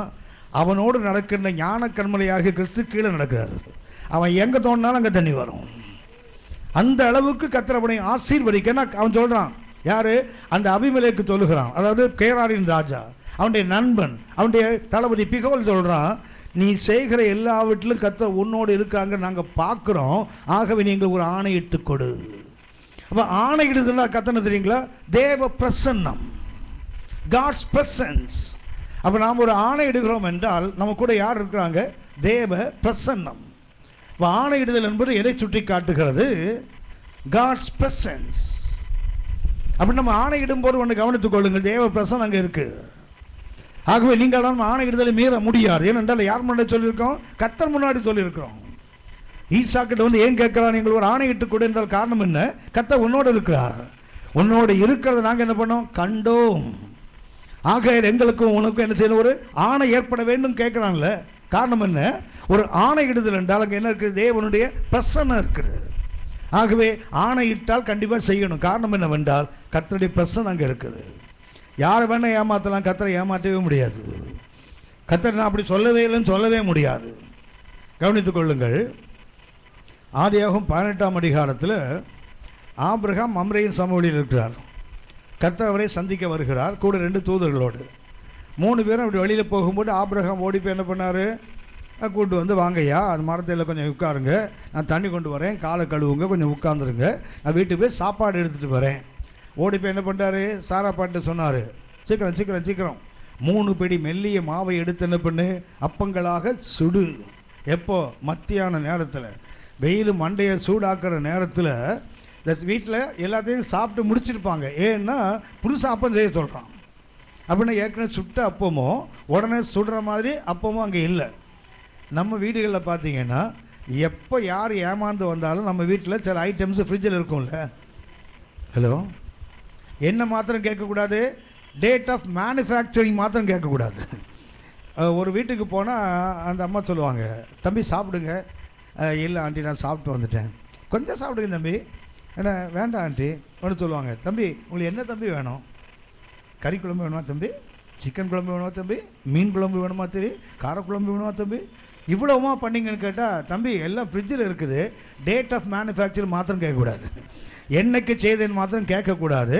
எப்போ வேணாலும் எடுத்து என்ன பண்ணுவேன்? கொஞ்சம் அடுப்பில் வைப்பேன், சூடாக்குவேன், அவன் தலையில் கொட்டிடுவான். அவ்வளவுதான். கவனித்துக்கொள்ளு. ஆபிரகாம் பாவம் ஃப்ரிட்ஜ் இல்லாத காலத்தை வாழ்ந்தார் மனுஷன், அங்கே ஒன்றும் இல்லை கொடுக்கறதுக்கு. உடனே அவர் என்ன பண்ணுறாரு தெரியுங்களா? போய் 3 படி, ஒரு படி என்பது ஏறக்குறைய 20 லிட்டருக்கு மேலே. இந்த பாட்டி பாருங்களேன், அதுக்கு எத்தனை வயசு? ஏறக்குறைய ஒரு 85 வயசுக்கு மேலே இருக்கும். அந்த வயசில் என்ன பண்ணார்? மத்தியான வேலையில் போய் 3 படி மாவுன்னா ஏறக்குறைய ஒரு 60 லிட்டர் மாவு எடுத்து 3 பேர் திங்கிறதுக்கு 60 லிட்டர் மாவு. எப்படி தான் தின்னாங்களே உங்களுக்கு தெரியும் தானே. ஈசாக்கு வயசாகி போச்சுது, கண்ணு வேறு தெரியலை. எத்தனை வயசு அவருக்கு? ஏறக்குறைய 130 வயசு. அப்போ அந்த வயசில் சாரா ரெபேக்கா அவருக்கு எத்தனை ஆடு கொடுத்தா தெரியுங்களா? 2 ஆட்டுக்குட்டி சமைச்சு கொடுத்துருக்குறாங்க. 130 வயசு ஆசாமிக்கு ஒரு வேளை சாப்பாட்டுக்கு எத்தனை ஆட்டுக்குட்டி? 2 ஆட்டுக்குட்டின்னா நம்ம வீட்டில் 130 வயசில் ஒரு பெருசு இருக்கவே முடியாது. தப்பித்தவரை 70-80 வயசில் ஒரு பெருசு இருந்துன்னு வச்சிங்களேன், அந்த பெருசு மத்தியானம் சாப்பாட்டுக்கு எனக்கு 2 முட்டை கொடுன்னு கேட்டால் என்ன பண்ணுவான்? கிழவா, உனக்கு போகிற இடத்துக்கு வழி தெரியல, 2 முட்டையா? கரண்டியில் மண்டையில் 2 போட்டால் 2 முட்டை அங்கே வந்துடும் பாருங்களா இங்கே தலையில். நம்ம வீட்டில் 2 முட்டை கொடுக்க மாட்டான். வளர பிள்ளைகளுக்காக கொடுக்க முட்டை இல்லை, போகிறவனுக்கு முட்டை ஒரு கேடான்னு கேட்போம்ல. ஒரு 130 வயதானவனுக்கு அந்த மனைவி என்ன கொடுக்குறாங்க? 2 ஆடு கொடுத்தாங்கன்னா அப்போ சாதாரண ஆளுங்க இல்லை அவனுங்க, அப்போ செமத்தியாக தான் சாப்பிட்ருக்கானுங்க ஆளுங்க. இவன் என்ன பண்ணுறான்? 3 படி மெல்லிய மாவட்டத்து பெசன்னு சொன்னா தெரியுங்களா? அவள் பெசஞ்சு ரொட்டி சொல்கிறதுக்குள்ளே இவன் ஓடி போயிட்டான். எனக்கு அதை படிக்கும் போதெல்லாம் யோசிப்பேன். சொல்லிவிட்டு ஆபிரகாம் அங்கே நிற்கலை, அது பாஸ் பண்ணி போகிறேன், பாசிங் க்ளவுட். கத்தரை பார்த்தாரு, அங்கே உட்காரியா, தண்ணியை கொடுத்தாரு. என்ன பண்ணுறாரு? கடற்கடன்னு கூடாரத்துக்கு ஓடி, சாரா 3 படி மாவு அப்பங்களாக சுடு. நம்ம திரும்பி பார்க்குறது இவன் மாட்டு மதிக்கு ஓடிட்டான். அங்கே நின்று இருந்தான்னு வச்சிங்களேன், ஆபிரகாம் 3 படியா அவனுக்கு போடணும். 3 புடி பிடிச்சி அவனை ஒரு ஓடி ஆக்கிட்டு இருக்கும் பாட்டி. ஓடிட்டு என்ன பண்ணால் ஒரு கண்டை பிடித்து கொடுத்தான், அவன் சமைச்சான், எல்லாம் கொண்டு வச்சுட்டான். தெரியுங்களா, பைபிளில் சில விஷயங்களை படித்தா கொஞ்சம் குசும்பாக தான் எனக்கு தோணும். உங்களுக்கு நீங்களும் தங்கம் நல்ல, நான் கொஞ்சம் குசும்பாக படிக்கிற ஆள். சாராள் சொல்லிட்டு ஓடினார் தெரியுங்களா, போய் என்ன பண்ணுவான் தெரியுங்களா, ஒரு கண்டை பிடித்து கொடுத்து அவன் சமைத்தான். திரும்பி கொண்டு கர்த்தர் முன்னாடி வைக்கும்போது பார்த்தீங்கன்னா பாலை வைப்பான், வெண்ணெயை வைப்பான், சமைத்த கண்டை வைப்பான், ரொட்டியை வச்சான்னு பைபிள் எழுதலை. ரொட்டி ஒருவேளை அது மெயின் ஃபுட்டுங்கிறதுனால எழுதாமல் விட்டுருக்கலாம். ஆனால் அது எழுதலை பாருங்களேன். எனக்கு என்னென்னா, இவர் சொல்லிட்டு ஓடினார், பாட்டி செய்யாமல் விட்டுட்டுன்னோ தெரியல. ஏன்னா அது கொடுத்தான்னு அங்கே எழுதலை. என்ன கொடுத்துருக்குது? பாலை கொடுத்தா, வெண்ணெயை கொடுத்தா, அது சமைத்த கண்டை கொடுத்தான்னு போட்டிருக்கே தவிர எதை கொடுத்தா? வாசிங்களா இந்த பகுதியை ஆதியா கொஞ்சம் சந்தேகத்தோடு பார்க்குறாங்க பாருங்களா, ஒரு மாதிரி பார்க்குறாங்க. ஆபிரகாம் இருந்தாலும் உங்களுக்கு பாட்டின்னா கொஞ்சம் கிண்டல் தான். வாசிங்க தம்பி. ஆபிரகாம் மாட்டு மந்தைக்கு ஓடி ஒரு நல்ல இளங்கன்றை பிடித்து, பாவி இப்ப ஆக்ஷன் ரீப்ளேல காட்டுற அடுத்த வருஷம் பாத்துப்பா. ஆபிரகாம் வெண்ணெயையும் பாலையும் சமைப்பித்த கன்றையும் எடுத்து வந்து அவர்கள் முன்பாக வைத்து ரொட்டி வச்சான்னு போடல பாருங்களேன். ஸோ ரொட்டி இருந்திருக்கேன், அது மெயின் ஃபுட் இல்லையா? மெயின் ஃபுட்டாக இருந்திருக்கலாம். ஆனால் ஆவியான பாருங்களேன், அதை நான் சொன்ன தெரியுங்களா, மகா கஞ்சன் ஆவியானவன். அவ்வளோ சீக்கிரமாக ஒரு வார்த்தையை எக்ஸ்ட்ரா எழுதிட மாட்டார். என்ன ரொட்டி இல்லாமடா இதெல்லாம் கொடுப்பாங்க முட்டா பையில்? உங்களுக்கு தெரியுங்களா, ரொட்டி இல்லாமலே நிறைய பேர் சட்னி சாம்பாருக்கு தான் சுற்றிட்டு இருக்கோம். அன்னைக்கெல்லாம் நிறைய பேர் மெயின் ஃபுட்டுக்கு முன்னாடிலாம் பார்த்தீங்கன்னா சாப்பாடு தான் ஹோட்டலில் கொடுப்போம். ஸ்டார்டர்னு ஒன்று கொடுக்குறான் தெரியுங்களா? அப்போல்லாம் ஹோட்டலுக்கு போன இப்போ என்ன தெரியுங்களா, முதல்ல சூப்பான். அது சூப் எடுக்கன்னா 1/2 மணி நேரம் லேட்டாக கொடுப்பேங்கிறத சூப்பை கொடுத்துட்றான். அது கொடுத்து அவன் வயிற்றில் பாடி காணாமல், குடலே பாடி காணாமல் போயிடும் அவன் கொடுக்குற சூப்பில். இதான் பெப்பர் கார்ன் சூப்புன்னா எனக்கு என்ன ஆகும், பெப்பர் உள்ளே போய் குடலில் பாடி அரிச்சிடும். அப்புறம் சாப்பிட்றதுக்கு வயிறு இருக்காது அவனுக்கு. அப்புறம் ஸ்டார்டருமா, ஸ்டார்டர் கொடுத்து 1 மணி நேரத்துக்கு அப்புறம் தான் மெயின் ஃபுட் அதுக்கப்புறம் தான் வரும். அந்த காலத்துலேயே ஆபிரகாம் ஒரு வேளை மெயின் ஃபுட்டு பின்னாடி வரட்டுன்னு ஸ்டார்டரை கொடுத்தாரு என்னோ தெரியல. அப்போ எழுதலை பாருங்களேன். யோவான் 21ஆம் அதிகாரம். ஏங்க உங்கள் ஊரில் கிளாக் இப்படி ஓடுது? யாரும் டைமே பார்க்கலையோ இன்னும்? அப்போயே பார்த்து ஜெபம் பண்ணிகிட்டு இருக்கிறோம். ஆண்டவரே இருந்தாலும் தொண்டையை பிடி, ஆண்டவரே இருந்தாலும் போகிற போக்க பார்த்தா விடவே மாட்டான் போல இருக்குது அப்படின்னு. யோவான் 21ஆம் அதிகாரம் 3-4 வசனத்தை வாசிங்க. சீமோன் பேதுரு மற்றவர்களை நோக்கி மீன் பிடிக்க போகிறேன் என்றான். அதற்கு அவர்கள் நாங்களும் உடனே கூட வருகிறோம் என்றார்கள். அவர்கள் புறப்பட்டு போய் உடனே படவேறினார்கள். பின்மாற்றம் மாத்திரம் உடனே வேலை நடக்கும். உடனே போய் ராத்திரியே வேலை முடிச்சுட்டான் பாருங்களேன். சபைக்கு கூப்பிடுவாங்க, 7 மாதம் இழுத்தடிப்பான். ஆனால் பின்மாற்றத்துக்கு சொன்னால் ஆன் த ஸ்பாட் வந்துடுவான் பாருங்களேன் ஆளுங்க. அந்த ராத்திரியிலே அவர்கள் ஒன்று பிடிக்கவில்லை. விடியற் காலமான போது இயேசு கரையில் நின்றார். அவரை இயேசு என்று சீசர்கள் அறியாதிருந்தார்கள். இயேசு அவர்களை நோக்கி, பிள்ளைகளே, புசிக்கிறதற்கு ஏதாயிலும் உங்களிடத்தில் உண்டா என்றார். இது ஸ்டார்டரா இல்ல மெயின் ஃபுட்டா? Main food. இது பிரியாணியா இல்லை அதுக்கு முன்னாடி கொடுக்குற அந்த ஃபிஷ் ஃபிங்கர் இல்லைன்னா பொட்டேட்டோ ஃபிங்கர்லாம் சொல்கிறானுங்களே, இப்போ ஃபிங்கர் சிப்ஸ் எல்லாம் சொல்கிறான், அதுவா இல்லைன்னா மெயின் ஃபுட்டா? மெயின் ஃபுட்டு தானே. ஆமாம் தானே, எனக்கு தெரியும். தப்புன்னா மாத்திரம் நீங்கள் உடனே பதில் சொல்லுவீங்க, சரின்னா மாத்திரம் உடனே பதில் சொல்ல மாட்டேன். தப்புன்னா கரெக்டாக உடனே பதில் சொல்லுவீங்க. அங்கே இருக்கிற வார்த்தை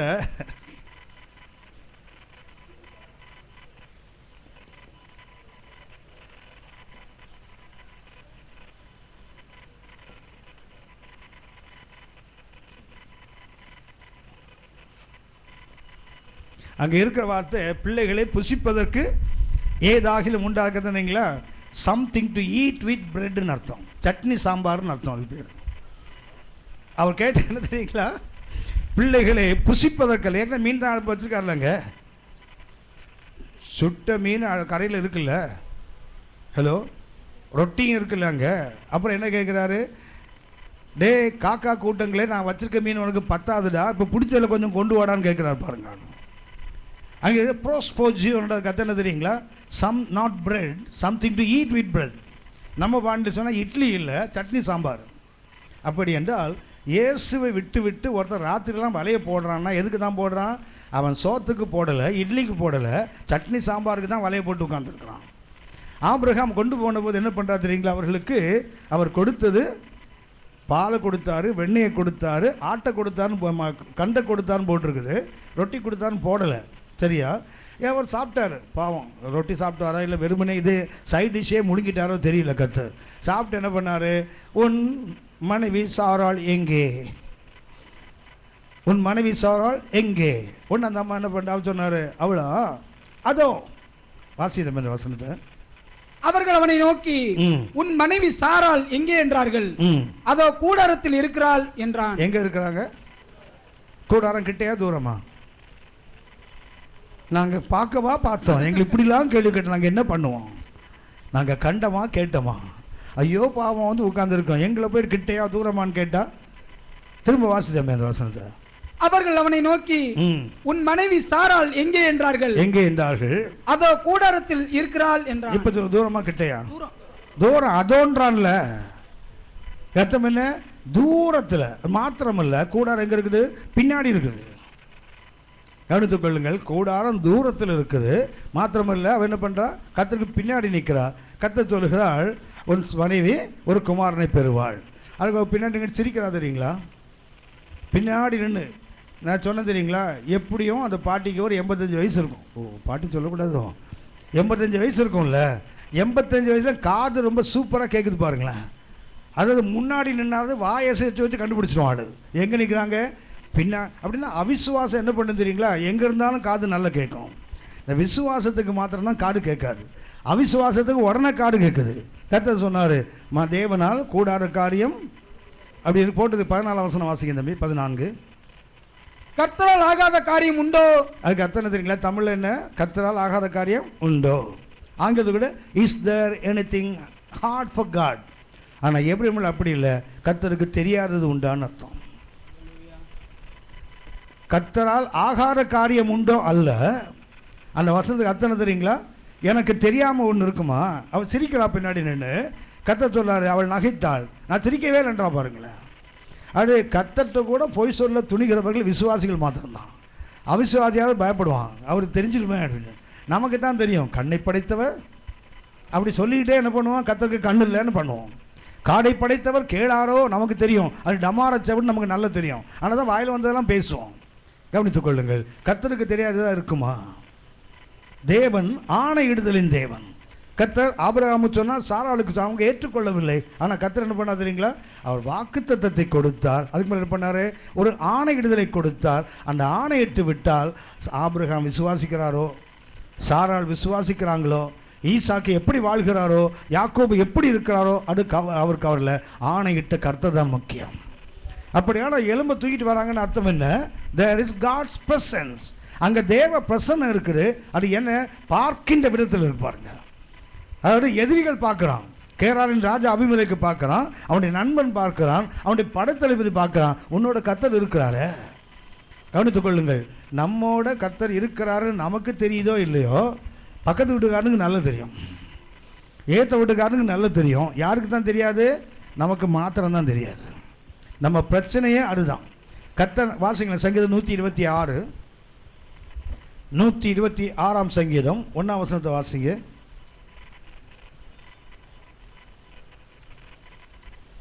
சீயோனின் சிறையிருப்பை கர்த்தர் திருப்பும் போது, சீயோனின் சிறையிருப்பை கர்த்தர் லேட்டா திருப்பும் போது சொப்பனம் காண்கிறவர்கள் போல் இருந்தோம். உடனே வாசிக்கிறீங்களா? இவ்வளவு நேரமா சீயோன் சிறையிருப்பு திருப்பதுக்கு இவ்வளவு லேட்டா பார்த்தா எப்படி அதுக்கு சிறையிருப்பு திரும்ப வரும்? சீயோனின் சிறையிருப்பை கர்த்தர் திருப்பும் போது சொப்பனம் காண்கிறவர்கள் போல் இருந்தோம். அதாவது விடுதலை ஆக்குறாரு. விடுதலை பெற்று எப்படி இருக்கிறான்? சொப்பனம் காண்டு உட்கார்ந்து இருக்கிறானா? அப்பொழுது நம்முடைய வாய் நகைப்பினாலும் என்ன பண்ண விடுதலை கிடைச்சிச்சு. நம்ம என்ன பண்ணோம்? சொப்பனத்தில் இருக்கிறோம். வாயெல்லாம் என்ன பண்ணுது? சில தூக்கத்தில் சிரிப்பான், பார்த்துருக்கீங்களா? ஆனால் ஒன்று, நிறைய பேர் தூக்கத்தில் தான் சிரிக்கிறான். முழிச்சிருக்கும் போது பார்த்தா எள்ளும் கொள்ளும் மூஞ்சில் வெடிக்கும். ஊசி மூஞ்சி வச்சு உட்காந்துருப்பாள். மறந்து என்னைக்காவது தூங்கும்போது சிரிச்சாதான் உண்டு. அப்பா, சின்ன குழந்தைங்க பார்த்தீங்கன்னா தூக்கத்தில் சிரிக்கும், பார்த்துருக்கீங்களா? பார்த்துருக்கீங்களா? அதுக்கு என்ன சொல்லுவான் தெரியுங்களா?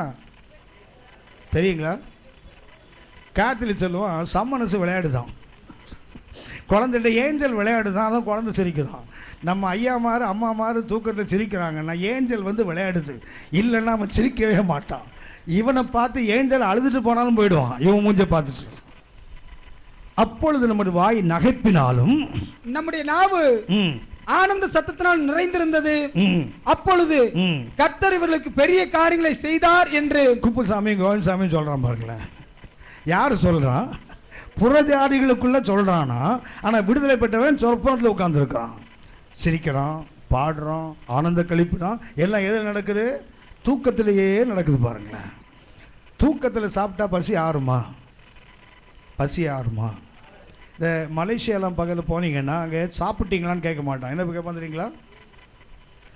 மலேசியா போனீங்கன்னா நாங்கள் எங்கே போகிறோம் போய் தான் பாருங்களேன். இந்த ஏர் ஏஷியான்னு ஒன்று இருக்குது. அப்போ ரொம்ப சீப்பாக டிக்கெட் போடுவான். சும்மா நான் வாங்கிட்டு கீழே இறங்கி கோலாலம்படி சுற்றி பார்த்து மாட்டி ஏறி ஓடி வந்துருங்களேன். அங்கே போனால் சாப்பிட்டீங்களா எப்படிங்க? பசி ஆறிட்டீங்களான்னு கேட்பாங்க. எப்படி கேட்பாங்க? பசி ஆறிட்டீங்களா? அற்புதமான தமிழ் வார்த்தை.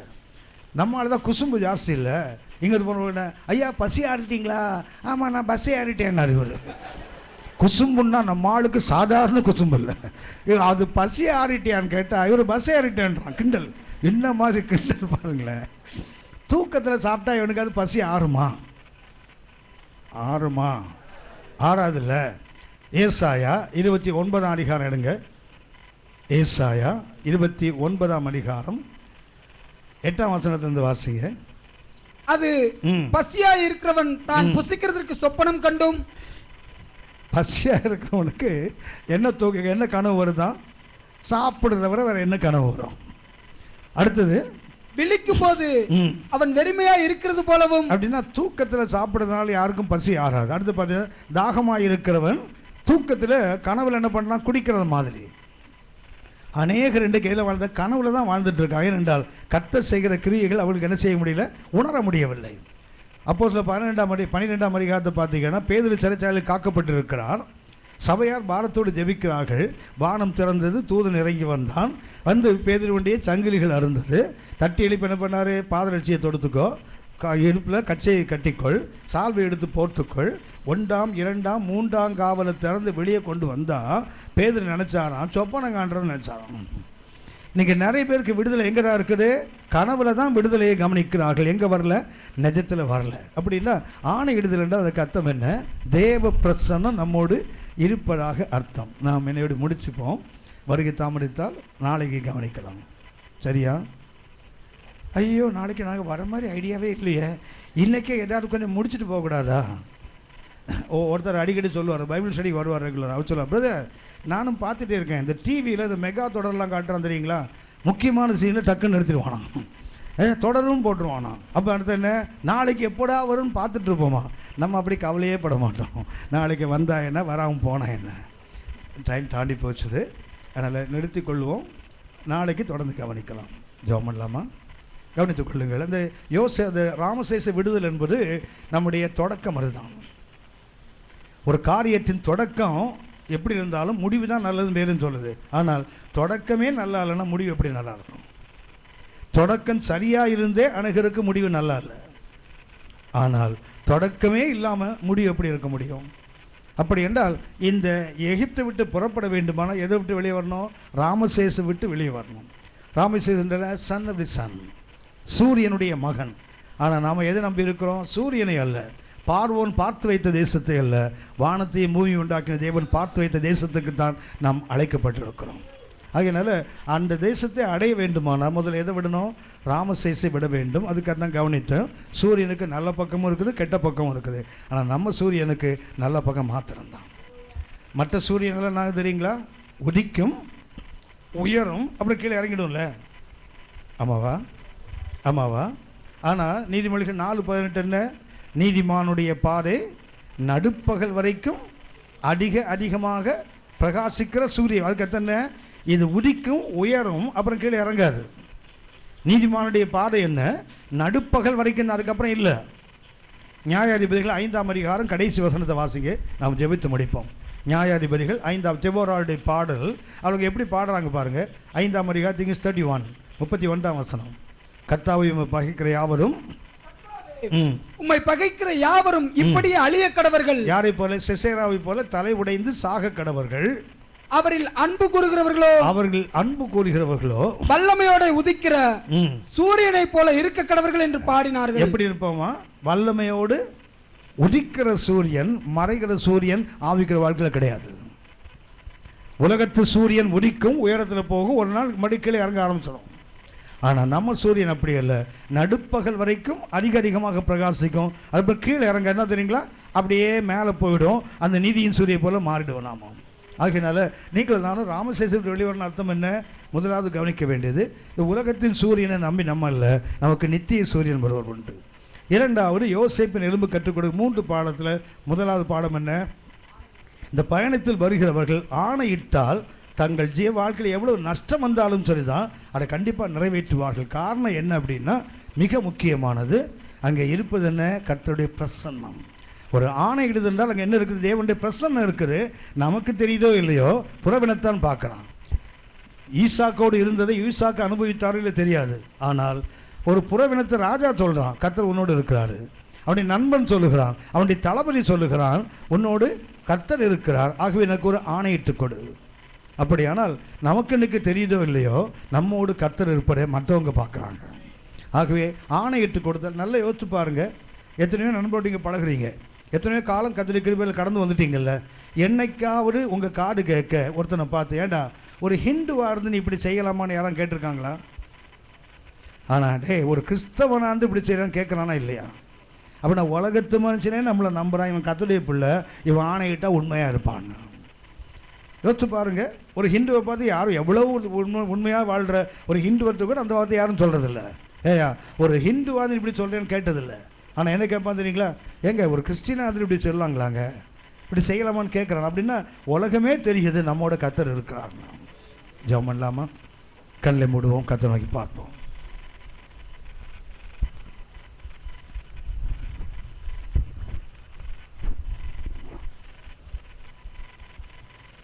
இதனாலே கர்த்தர் நம்மோடு கூட பேசின வார்த்தைகளுக்காய் நம்ம எல்லாம் ஆண்டவருக்கு நன்றி செலுத்துவோமா? ஹல்லேலூயா, ஹல்லேலூயா. அவரை மாத்திரம் நாம் நம்பியிருக்க, ஹல்லேலூயா, தேவனாகிய கர்த்தர் நமக்கு கிருபை தருவாராக. அவரே நம்முடைய நம்பிக்கையாக இருக்கட்டும். ஹல்லேலூயா. இந்த உலகத்தின் சூரியன் மறைந்து போகலாம், ஆனால் ஹல்லேலூயா நம்முடைய ஆண்டவர் மாறாதவராய் இருக்கிறார். ஹல்லேலூயா. அவரை மட்டுமே நாம் நம்பியிருப்போம்.